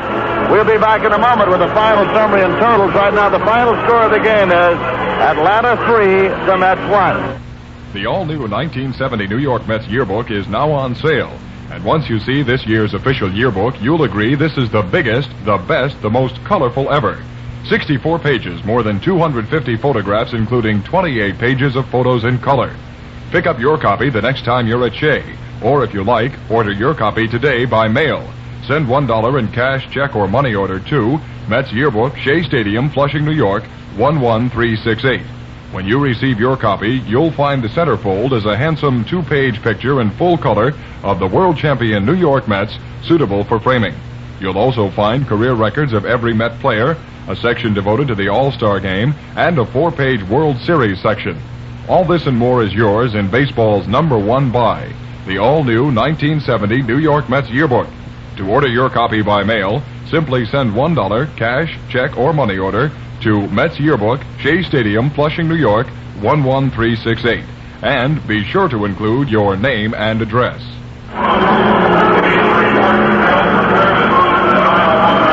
Here in Atlanta, Georgia, the Braves have defeated the Mets by a score of 3-1. And to tell you something of how they did it, here's Ralph Kiner. All right, Lindsey Nelson. Well, the Mets got the early lead when they scored a run in the third. Single by Tommy Agee with one out. He stole second base, and Bud Harrelson singled through the middle to drive him in. That put the Mets in front 1-0. The Atlanta Braves tied it up in the fourth inning. When after retiring his first 10 batters, Felix Millan got a single off Tom Seaver. He went to second on a wild pitch and scored on a base hit by Orlando Cepeda to center field. That made it a 1-1 ball game, and then in the fifth inning, the Atlanta Braves got their second run and what proved to be the winning run in the ball game. Bob Tillman led off the inning and walked in 4 pitches. The next batter, Pat Jarvis, tried to bunt him down to second base but couldn't, and Tillman was thrown out at second base with Pat Jarvis taking first. Joe Garrido then singled to right field, and on the play, Jarvis went down to second base. Felix Millan hit into a force play with Jarvis moving over to third and leaving runners at first and third. Then with the count of 2 balls and 2 strikes on Hank Aaron, batting with 2 men out, Tom Seaver threw what looked to be a called strike 3. Seaver was off toward the dugout, and so was Jerry Grote, but it was called a ball. And then on the next pitch, a wild pitch, actually a pass ball, scored a run, and it made it a 2-1 ball game. Rico Carty put some icing on the cake with a home run to right field in the 6th inning, and that's the way the scoring went in the ball game. We'll be back with more about the Mets in just one moment. This is T.W. Parker. These forests and shores are exceptionally inviting, and millions of New Yorkers are on the road to enjoy them. One unfortunate practice, however, mars this beauty. I refer to this thoughtless and illegal practice not only produces eyesores, but can create health hazards and traffic accidents. It costs the state of New York approximately $2.5 million a year to pick up after highway litter bugs. This money could better be used to improve our roads and roadsides. Don't add to this toll. While traveling, use a car litter bag or save your trash for deposit in receptacles at highway rest areas or other locations. You'll be doing a lot to make our state more enjoyable for everyone. Pat Jarvis was the winning pitcher, and his record now stands at 6-3. He went all the way. And the losing pitcher in the ball game was Tom Seaver. His record now 7-5. Tom went 7 innings, gave up 3 runs, 2 of them earned. He allowed 5 base hits, struck out 4, and walked 4. Bud McGraw finished up for the Mets, working 1 inning, giving up no runs and no hits. 19,809 saw the Braves win the second game of this 2-game series. They won the first game 4-1, so they have swept the 2-game series against the New York Mets. The game was held up 42 minutes because of rain at the start. And the line score of the ball game, the Mets losing 3-1. The Braves 3 runs, 5 hits, 2 errors, 8 men left on base. And the Mets 1 run, 7 hits, 1 error, and 6 men left on.